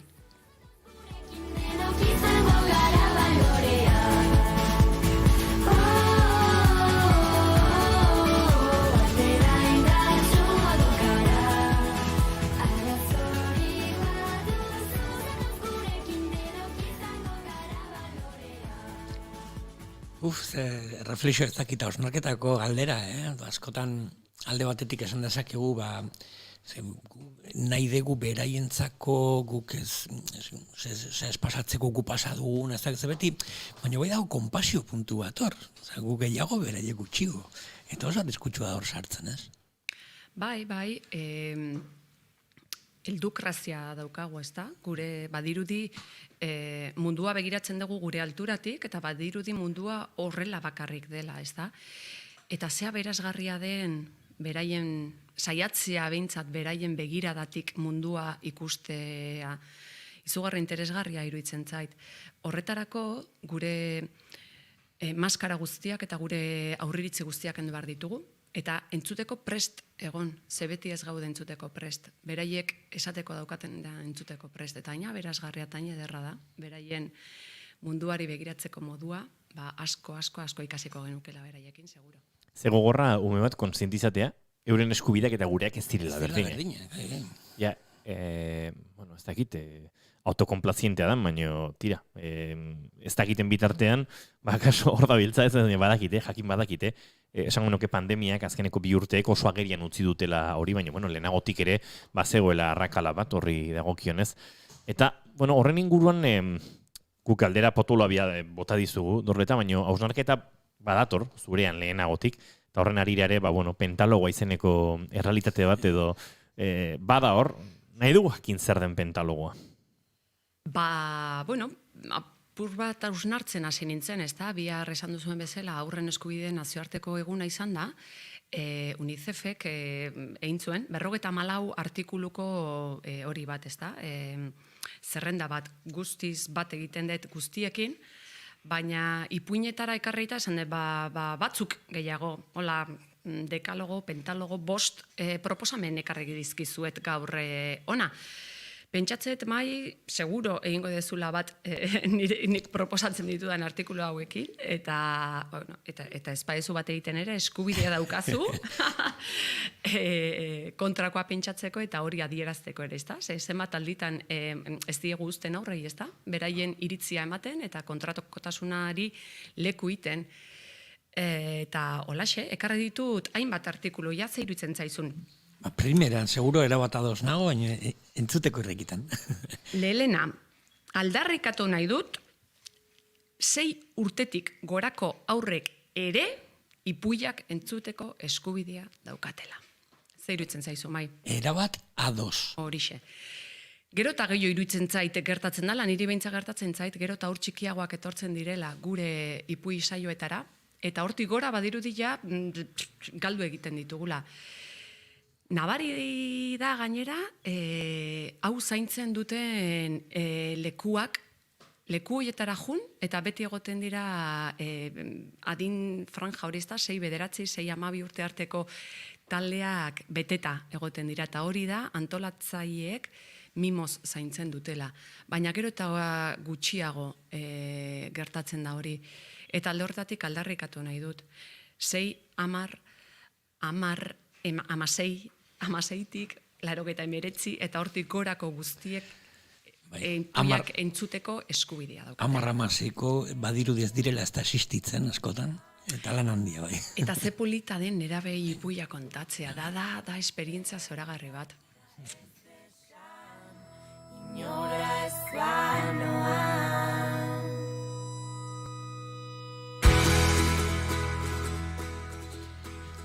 Lehenengoarekin erabat ados, bat nijoa.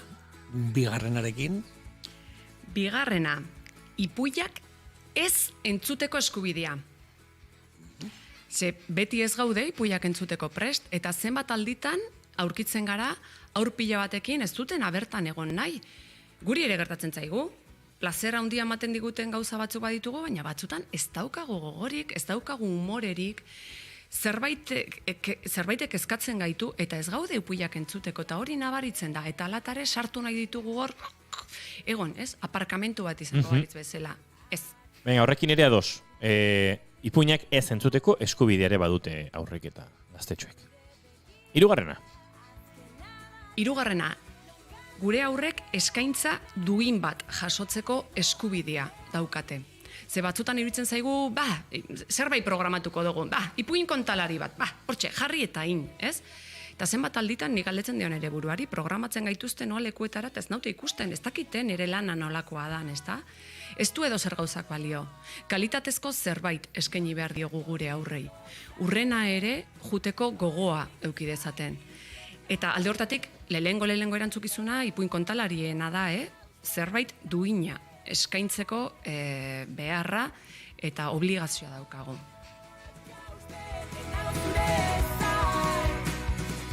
Bat ni joa, bai. Bai, noski.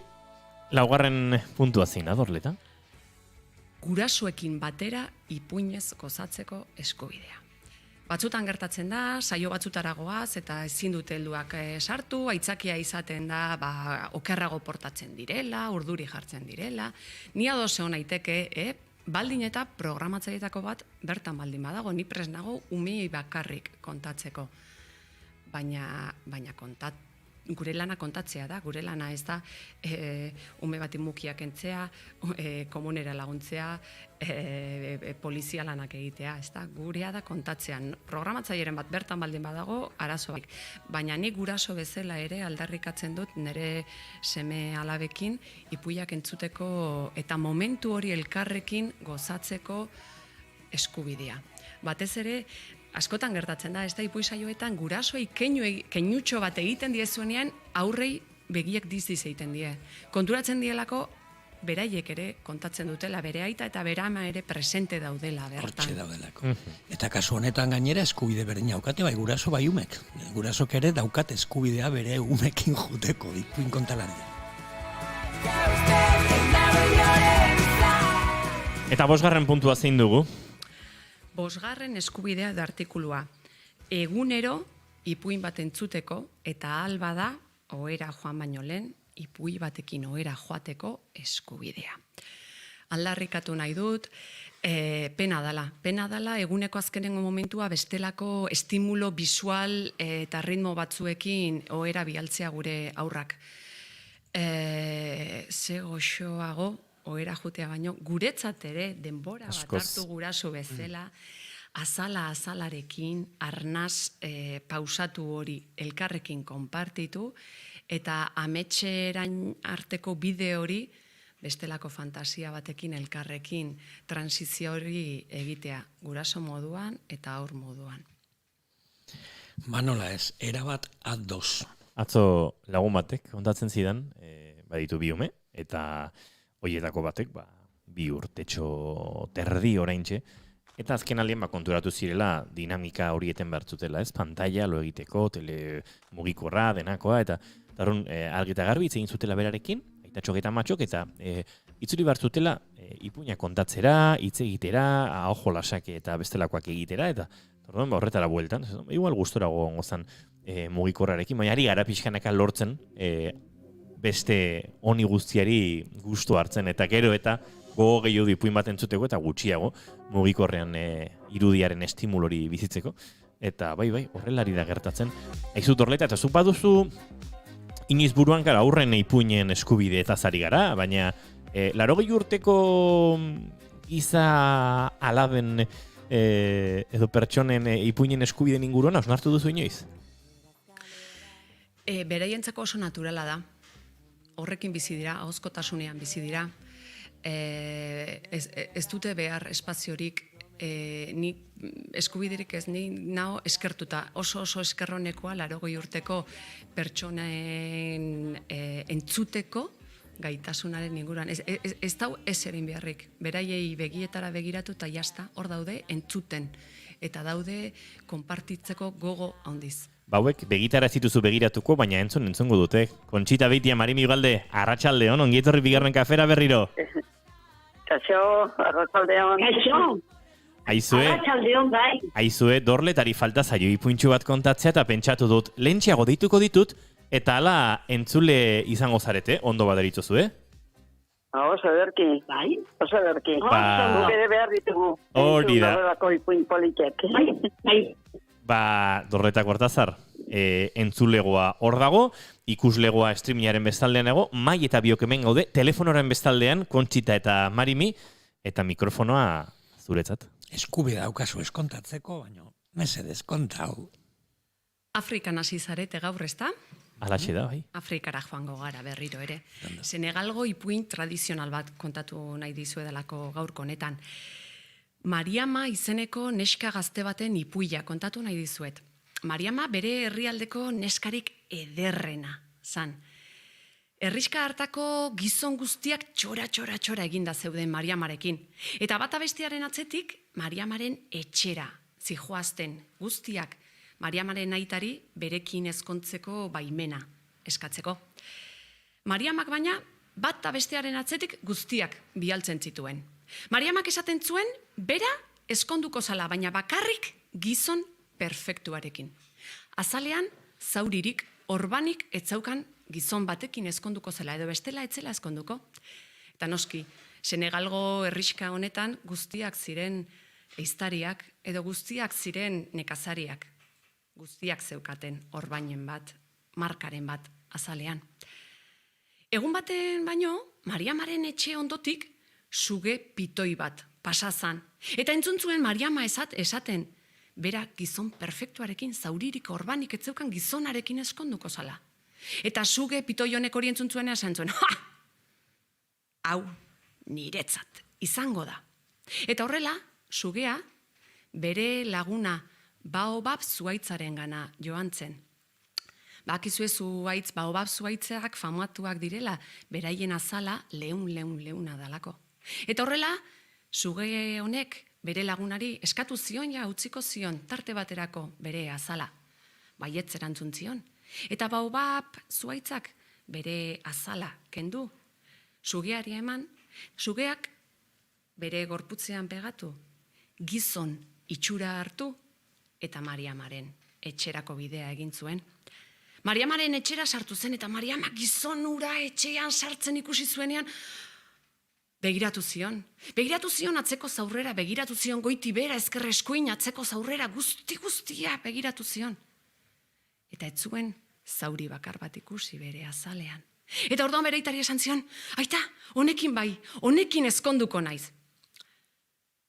Mariamaren etxeari niskina batean bazegoen, Mariamaren aizpa gazteena, guztia begiratzen. Eta gizona etxetik atera zanean aizparen gana joan, eta esan zion, baina Mariama, etzara konturatzen. Gizon hau apur bat arraroa da, gizon honek ez dauka gizon usainik. Eta konturatu zara ze begiak dituen, suge begiak ditu. Isikek egon, esan zion Mariamak. Kontua da, zu etzarela ni bezain ederra, eta zu inoiz ez dezula aukiko aukerarik gizon perfektuarekin ezkontzeko. Utzi pakian! Eta hitz hauek esan da Mariamaren aizpa etxetik atera zan. Urrengo egunean ospatu zituzten ezkontz ospakizunak, eztei izugarri ederrak izan ziren. Herriska guztia gonbidatu zuten bertara. Eta jantzuten nahikoa, edantzuten nahikoa, eta dantza egin zuten iluntzera arte. Eta iluntzea iritsi zenean, ohitura zen Senegalgo herriska hartan, ezkontzen ziren neska gaztiak senarraren etxera bizitzera joatea. Eta hala agurtu zituen Mariamak, agurtu zuen aita, agurtu zuen bere aizpa zaharrena, eta agurtu zuen aizpa gazteena malko batekin. Baina pozik eta zoriontsu bere senar berriarekin etxerantza abiatu zen. Bidean zijoaztela, justu, obab zuaitzaren parera iritsi zenean, senarrak esan zion, emazte, itxoitazu hemen, oraintxe nator. Eta gizona, senarra, obab zuaitzaren gana joan zen. Erantzi zuen bere azala, bueltatu zion, lagunari eskerrak emanez, eta buelte ardia eman, eta suge pitoi itxuran Mariamaren gana joan zen. Mariamak sugea ikusi zuenean gerturatzen korri eta korri hasi zen. Eta senarra atzetik, emazte, geldi hor, itxoin! Eta Mariamak korri egiten zuen, esan zuen, emazte, ez, nik gizon perfektuarekin eskondu naiz, ze esaten diazu, geldik egoteko! Eta korri zijoan. Mariama, sugea bere pareraino iritsi zenean da esan zion, geldi hor! Geldi, oraintxe bertan, akatuko zaitut bestela. Eta Mariamak momentu hortan jakin zuen, senarrari, sugeari kasu egitea beste erremediorik ez zeukala, bizirik iraun nahi bazuen. Eta horrela joan zen, sugearen senarraren atzetik, bere etxeraino. Kobazulo ilun eta eze batean bizi zen, sugez betetako kobazulo batean. Eta bertara sartu zen Mariama. Iskina batean, etzan, bere gorputza bilbil egin, eta antxe gelditu zen. Baina, badakigu ipuin guztietan baina bat dagoelako, aizpa gazteenak atzetik segi egin zion Mariamari. Eta ikusi zuen kobazuloan ontzegoen. Eta buelta erdi eman eta etxeraino joan zen. Eta bere aizpa zaharrenari kontatu zion guztia. Aizpa zaharrenak, kainaberak mozteko erabiltzen dituzten matxetea hartu, eta kobazulorainoko bidea egin zuen. Kobazulora iritsi zenean, gaur gauian izango dugun ilargi bete talo horrelako bat zegoen, eta ilargiaren argitasunarekin ikusi ahal izan zuen kobazuloaren barruan zegoena. Sugez beteta ikusi zuen kobazuloa eta hain iskina batean, Mariama, bere aizpa, pitoi suge bat gorputzean bilbila zeukala. Sartu zen kobazuloan aizpa. Tentuz poliki sartu zen. Eta justu aizparen ondora iritsi zenean, matxete hartu eta zas! Lepoa moztu zion suge pitoiari. Momentu hartan, kobazulan zeuden gainontzeko suge guztiak alde banetara egin zuten. Pasillo bat utzi zuten erdian. Eta Mariama eta bere aizpa korrika abiatu ziren. Eta korri, etxeraino iritsi ziren. Antzegoen zain aizpa gazteena. Balde bat beteta zeukan, ure pelez betetako balde bat. Eta lagundu zioten Mariamari ur aretan sartzen. Eta alde banetan aizpak jarri, eta igurtzi egin zioten Mariamari azala. Sugearen usaia desagertu zen arte. Eta igurtzi egin zioten, Mariamari ezurretaraino sartuta zeukan bildur hori garbitu zioten arte. Eta horrela ikasi zuen Mariamak, ikasi zituen bi gauza. Mariamak ikasi zuen, ez dagoela gizon perfektorik. Ez dagoela mundu honetan pertsona perfektorik. Guztiok dauzkagula zauriak azalean. Guztiok daukagula orbainean bat bihotzean. Baina Mariamak batez ere ikasi zuen ondo aukeratzearen garrantzia. Ondo aukeratzen ez badegu, pitoi suge baten ondoan bukatu dezakegulako.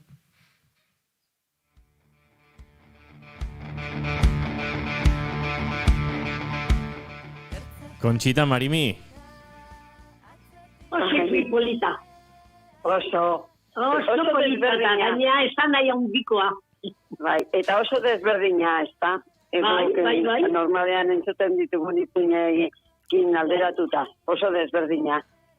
Eta oso polita. Gaina ikusi zaitut telebistan, nola kontatzen zen eta baita ere, ez dakit, mugimenduak eta oso esanguratsu bai iruditu zait, zure psikologi korporal hori.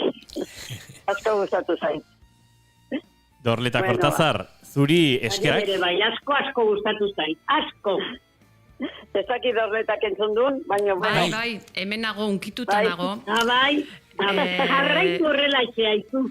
Eskerrik asko. Hau egitita duen aizume txikitetela. Bai, nire bai, berdin, horren desberdina izan da. Bai. horrelako ipuiak entzuteko eta kontatzeko eskubidea ere eduki behar degulako. Justo oinazaroan pilatzen zaizkigu, ez da, gauza pila bat, eta nahiko genuke urtean zehar ere horrelako ipuiak kontatzeko aukera eukitzea, baina azaroren 25. atarian, pues, bai, nik ere pertsonalki sentitzen dut horrelako gauza kontatzeko beharra da eta hauetan bereziki, bai.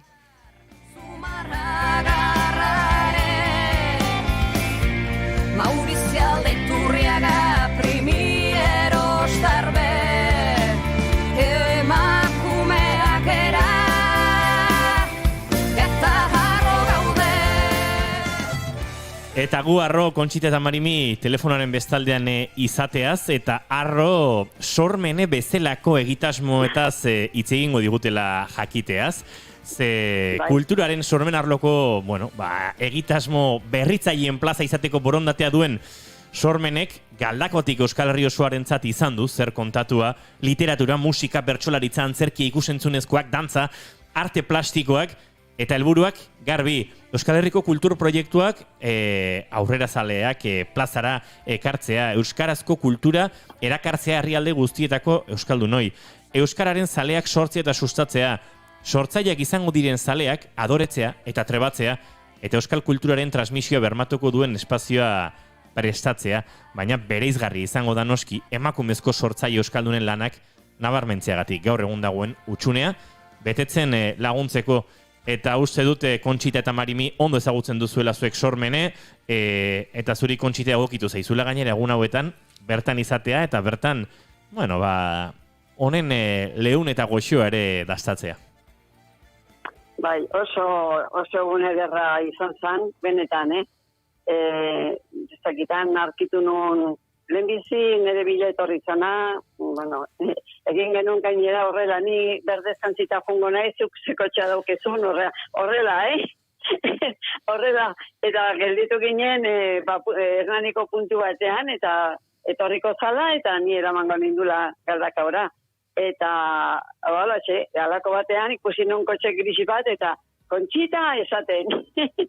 Eta, bueno, kotxean sartu nintzen, eta betiko lagunak izan bagina bezala, egin genuen bidaia izu.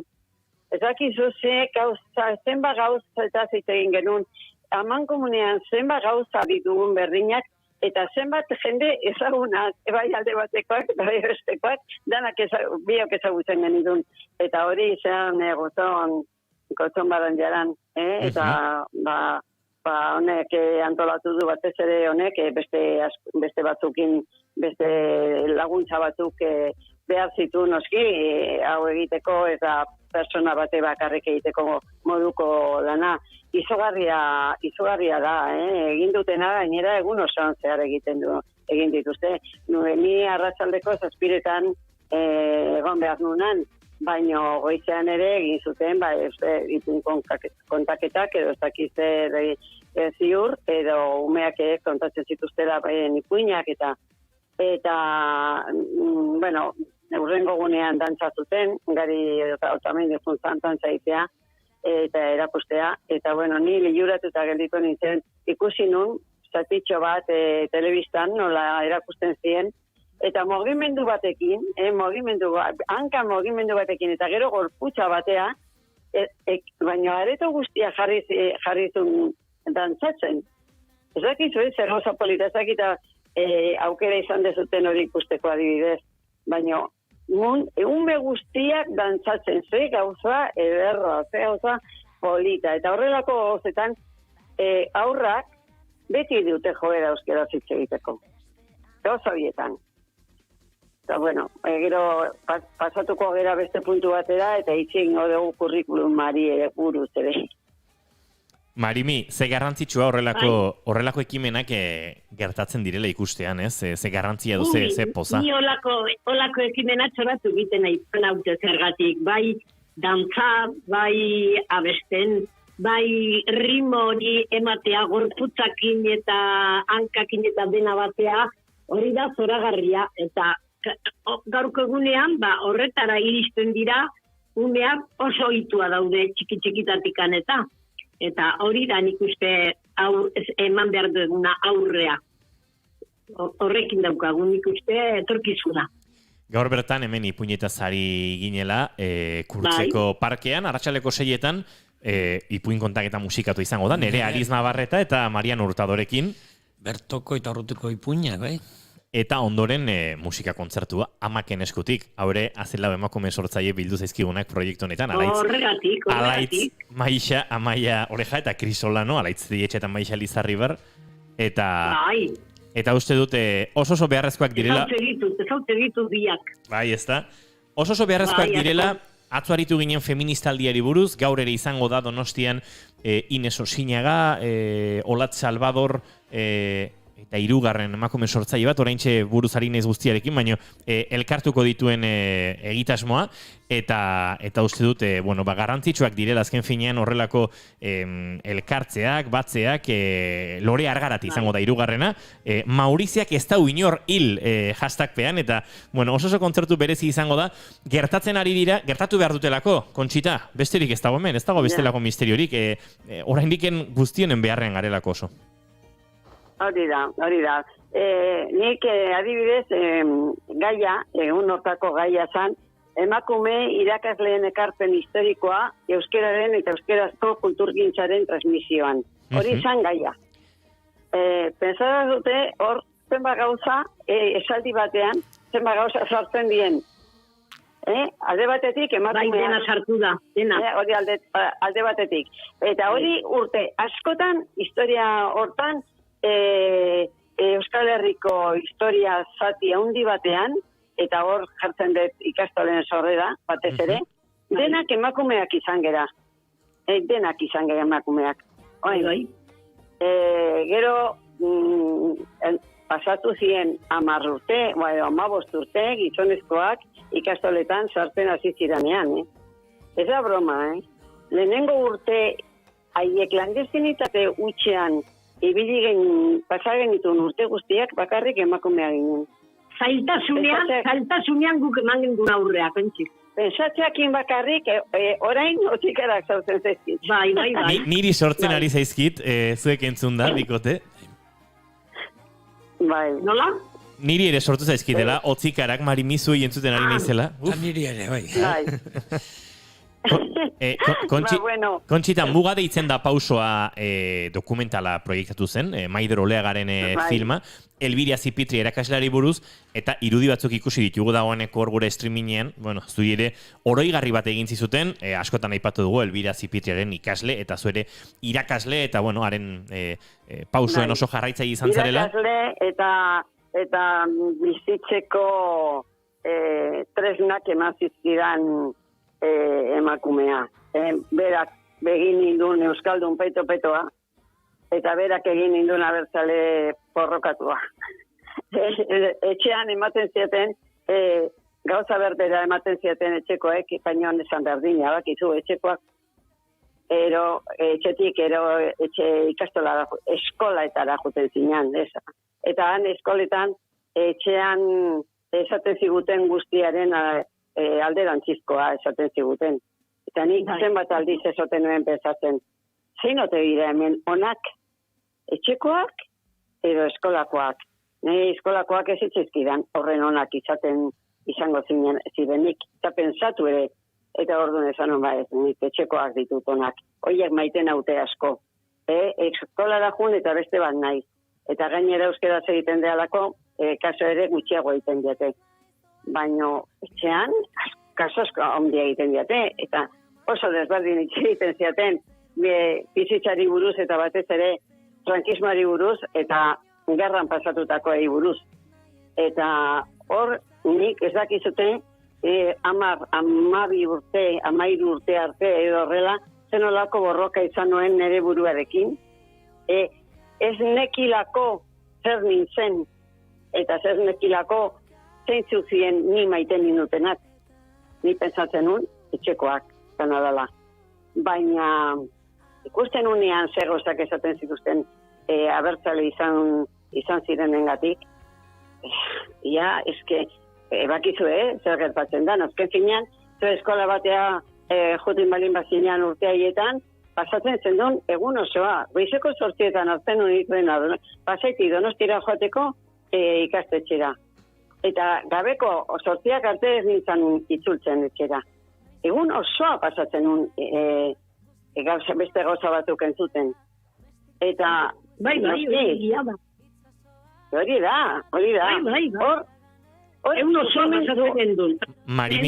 Egun osoa. Marimi, garai haietan, Kontxita kontatzen ari den garai eta giro hauetan, zuei egokitu zitzaizkizuen bi borroka esango nuke, eta hau akaso inoiz aipatu dugu, ez? Zuek abertzaleak zinaten, zuek euskaltzaleak zinaten, baina zuek emakumeak zinaten.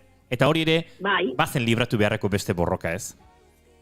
Baita ere, zergatik garai hartan, emakumea zan bigarren mailakoa, claro, hori egia da. Orduan, tokatu zitzaigun baita ere, peleatzea, hori emakumea ginelako, eta gero, euskaran aldetik, nola ez, gehiago Kontxik esan duen bezala. Eskolan eta kolegiotan ez ziguten ezertxore esaten gero,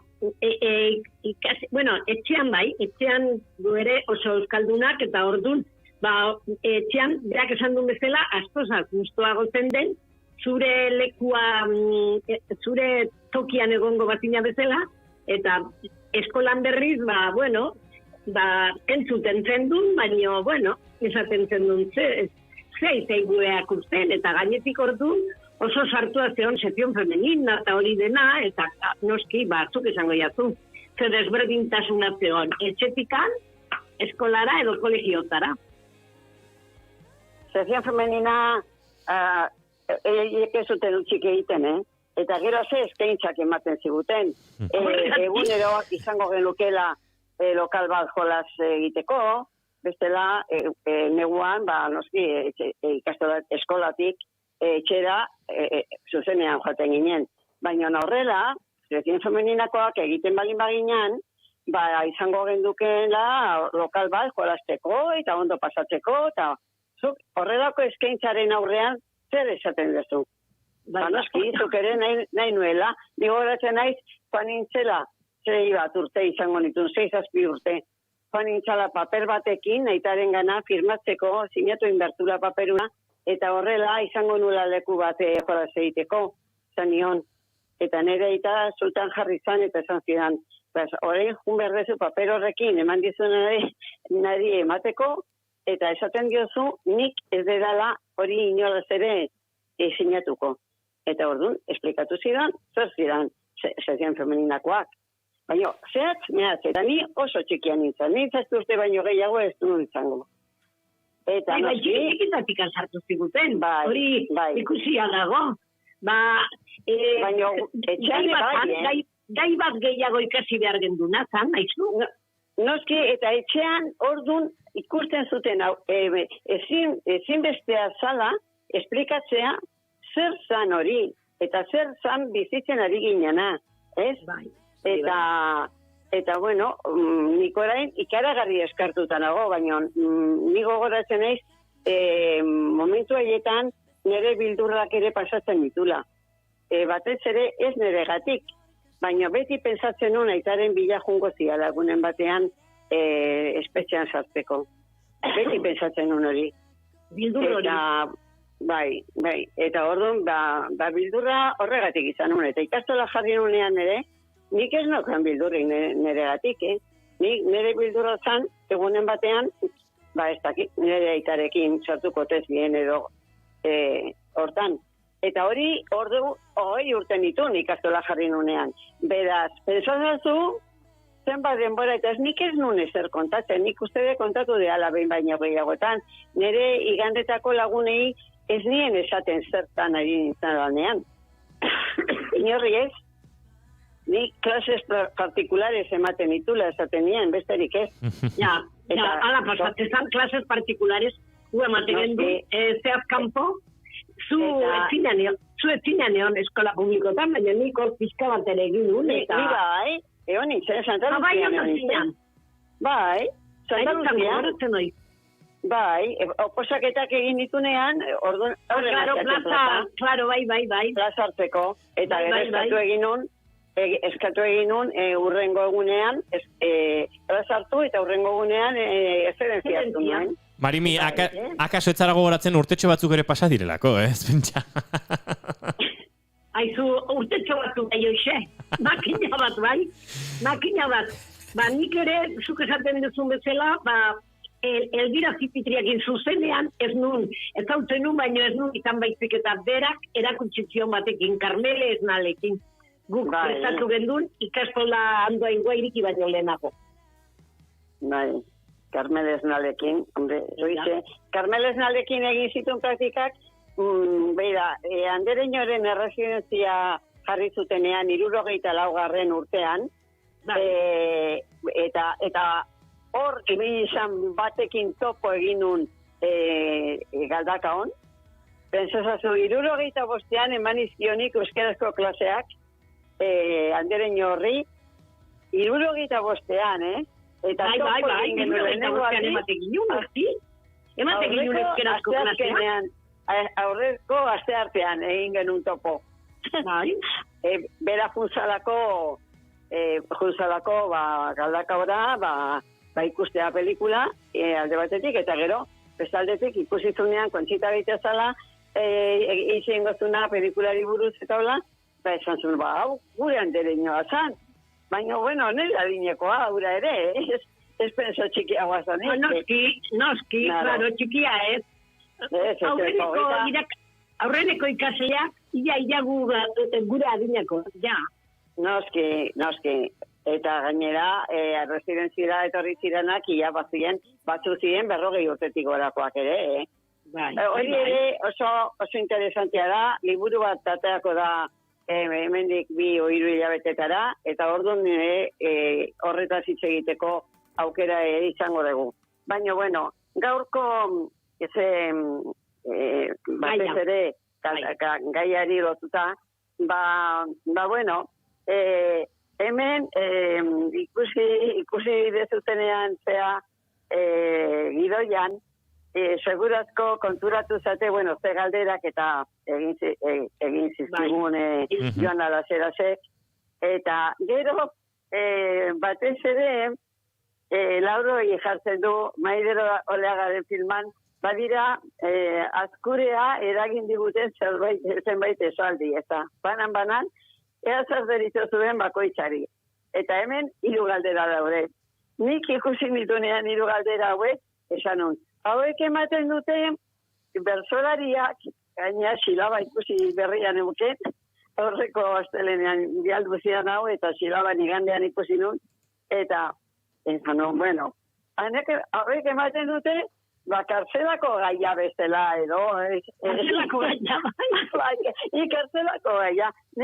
Erantzuteko gogoa ematen zidan bersotan, baina ez bai dakit bersotan haitu. Eta ordu, esan, bueno, zerbait erantzun beharko dugu, baina bersotan ematen zidan gogoa erantzuteko, Ez naiz esametxa zailuz eta ez da miren artetxe eta ez da besteak ere. Ni ere, gustatzen zait pilo bat entzutea baino. Leonia bestea, ez daukatolako doainik ez dakat. Kontxita Marimi, arratsaleko 6 hortxe bueltan dozkagu, azken hausnarketatxoarekin agurtu egin barko ditu hor entzuleak. Jesus! Kontuatu gabe. Bueno, hiru galdera hauek botako ditugu eta esango dugu zer iruditzen zaigu, Marini. A ver, bai. A ver, Inigo eman behar digu imena. Bai, segi. Bueno, justu, bai, lasai, moldatuko gara. Bueno, etxea, euskal identitatearen gotorlekua. Bai. Hori da, ja, bertzotan azteko. Bai, hoize bai. Hori gai bat oso politia gainea. Bai. Nik uste dut, etxean egin ginen euskaldun, egu. Esan dugu, esan dena itugea, etxetikan, errazatikan, kanpoan erakutsi ziguen, gure eskolak eta kolegiotan oso desbordina izan zen. Eta aurkakoa gaina. Hori da, ez esateatik, egi. Gaur izan gendun, ezkinala hain gogorrak izango ta. Ez, gogorrak ez, baina bueno. Bai, egia esan behar da, bai. Eta gero, bueno, hemen, zukaldeko txoko txiki haietan, eta amaren ondoan neoten ginen, euskaraz ikasten batez ere, amaren ondoan, ama egoten zalako etxean, ez da. Bai, ama dena, noski. Claro, lehen ikastoretako ikasle guztiak euskeraz bazekiten. Eta aita ere euskalduna balin bazan, areta gehiago, ez? Orduan, eta aitarekin ere euskaraz egiten zuen, aitakin eta makin. Dena den, erabat galduta eta zigortuta zegoenean, nik hau gustora izango dut. Gotorleku nagusia baserria izan zen. Hau, baserriak izan dira, zergatik familiak antxe bizten ziren. Atxona monak, atxatana, familiak dena. Baserritar guztien omenez, lehengoak eta gaurkoak, Bai, gaurkoak ere bai, baino. Euskeraren gotorlekua. Bai. Hori argi dago. Eta ze gutxi aipatzen da baserritarren lana alderdi hortatik ere. Gero beste bat. Zentroak izan behar gara. Bai, baina zakarrak ez. Hori ere egia da. Zakarrak izateakin ez daukau ezerre euskerakin, izan behar dugu sendoak. Sendoak, hori da. Sendoa, baino zakarra izaten batzea, adios gure euskera. Inok ez nahiko ikasieta. Eta azkenekoa nik esango dut, Kontxita, eta orain bai agurtu egin barko dugula, ze honek uste dut ez duela ez da zalantza izpirik guzten. Irakasleen esku dago herri baten zoriona. Hori bai, baita ere. Hori bai. Hori argi dago. Bai. Hori oso argi. Bai. Maestro, esango dugu, izan bezala gari batean. Onak balimazidan, atseginak, jatorrak, eta gutxe zarratzen ziren horietakoak, eta herria zoriontxua zan. Herri txikia balin bazan behintzat, zoriontxua. Herri txikiak hori nahi zuten. Haundiak ere dituze bai ez, baino txikitan gehiago nabaritzen zen. Bai, atzo gehiago nabaritzen zen. Hain postik eta hain beste gauza ikasni eta gaina azken ikastlak irikiztean hain beste pedagogi berri horrekin hain beste gauzera kutsi ziren. Eta esaten duguna, zuk ikusitzen du bezala, dantzari horiek, bertsolaritza hori, ikusentzunezkoak, hainbeste gauz, ordun herria, aberastu behar dago, ume horien zeakin. Eta umeak aberastu baldin beraiak, gurasoak ere aberasten dira, eta zorionez biziko dira. Bestela, ez dago herri... Horregatik, nik neun ezkera bat, eta honekin bukatzen dut. Gauz horiedanak, zuke gorein leipatu dituzun gauz horiedanak, ipuina, dantzak, dana, gure kurrikuluman sartu beharra daukagu. Eta orain dator, iasi dira bilerak eta egiten ila parlamentuan, eta orain dator hemen iraultza txiki bat, edo haundia, ez dakit. Eta baino kurrikuluma ikastola bakoitzak izan behar du nire iritziz berea. Berea, bai. Irakaslegoa ez da berdina leku guztietan. Gurekin nago, berea izan behar du. Bakoitzak berea, eta hortan ikuste deko gorein behar degula. Bai. Guretzako kurrikuluma nazionalak ez du balio. Ez da nazionala hartuta Euskal Herria ere, ez du balio. Uste dut ontan... Ados egon behar dugula guztiek ere, eta matiza edo nabardura ona da, Euskal Herria ere bada nazio bat, eta hor ere ez du balio. Kontxita eta Marimi, bi gauz esango dizkizuet, bata oraintxe esan dugunaren arira, irakasleen esku balin badago herri baten zoriona, zue bio gurean izateak guri behintzat ematen digu zoriona. Eta kantu honekin lotura egitearren, Maixa Deixiarrek abesten zuten, hain urrun eta hain urbil. Balaxe zaituztegu, telefonoaren bestaldean urrun, baino oso gertu aldi berean. Milesker. Muixu bana dioi, ondo pasaste burua. Bai, zuen bat ondia, bai. Aio, muixuak.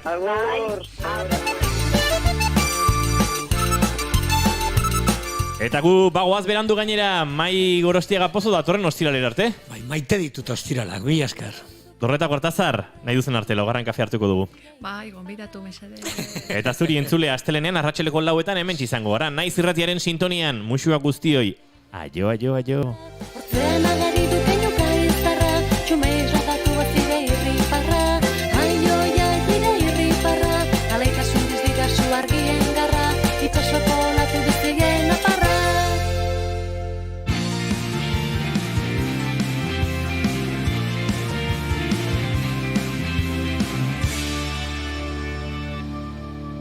Keep calm and bigarren kafea.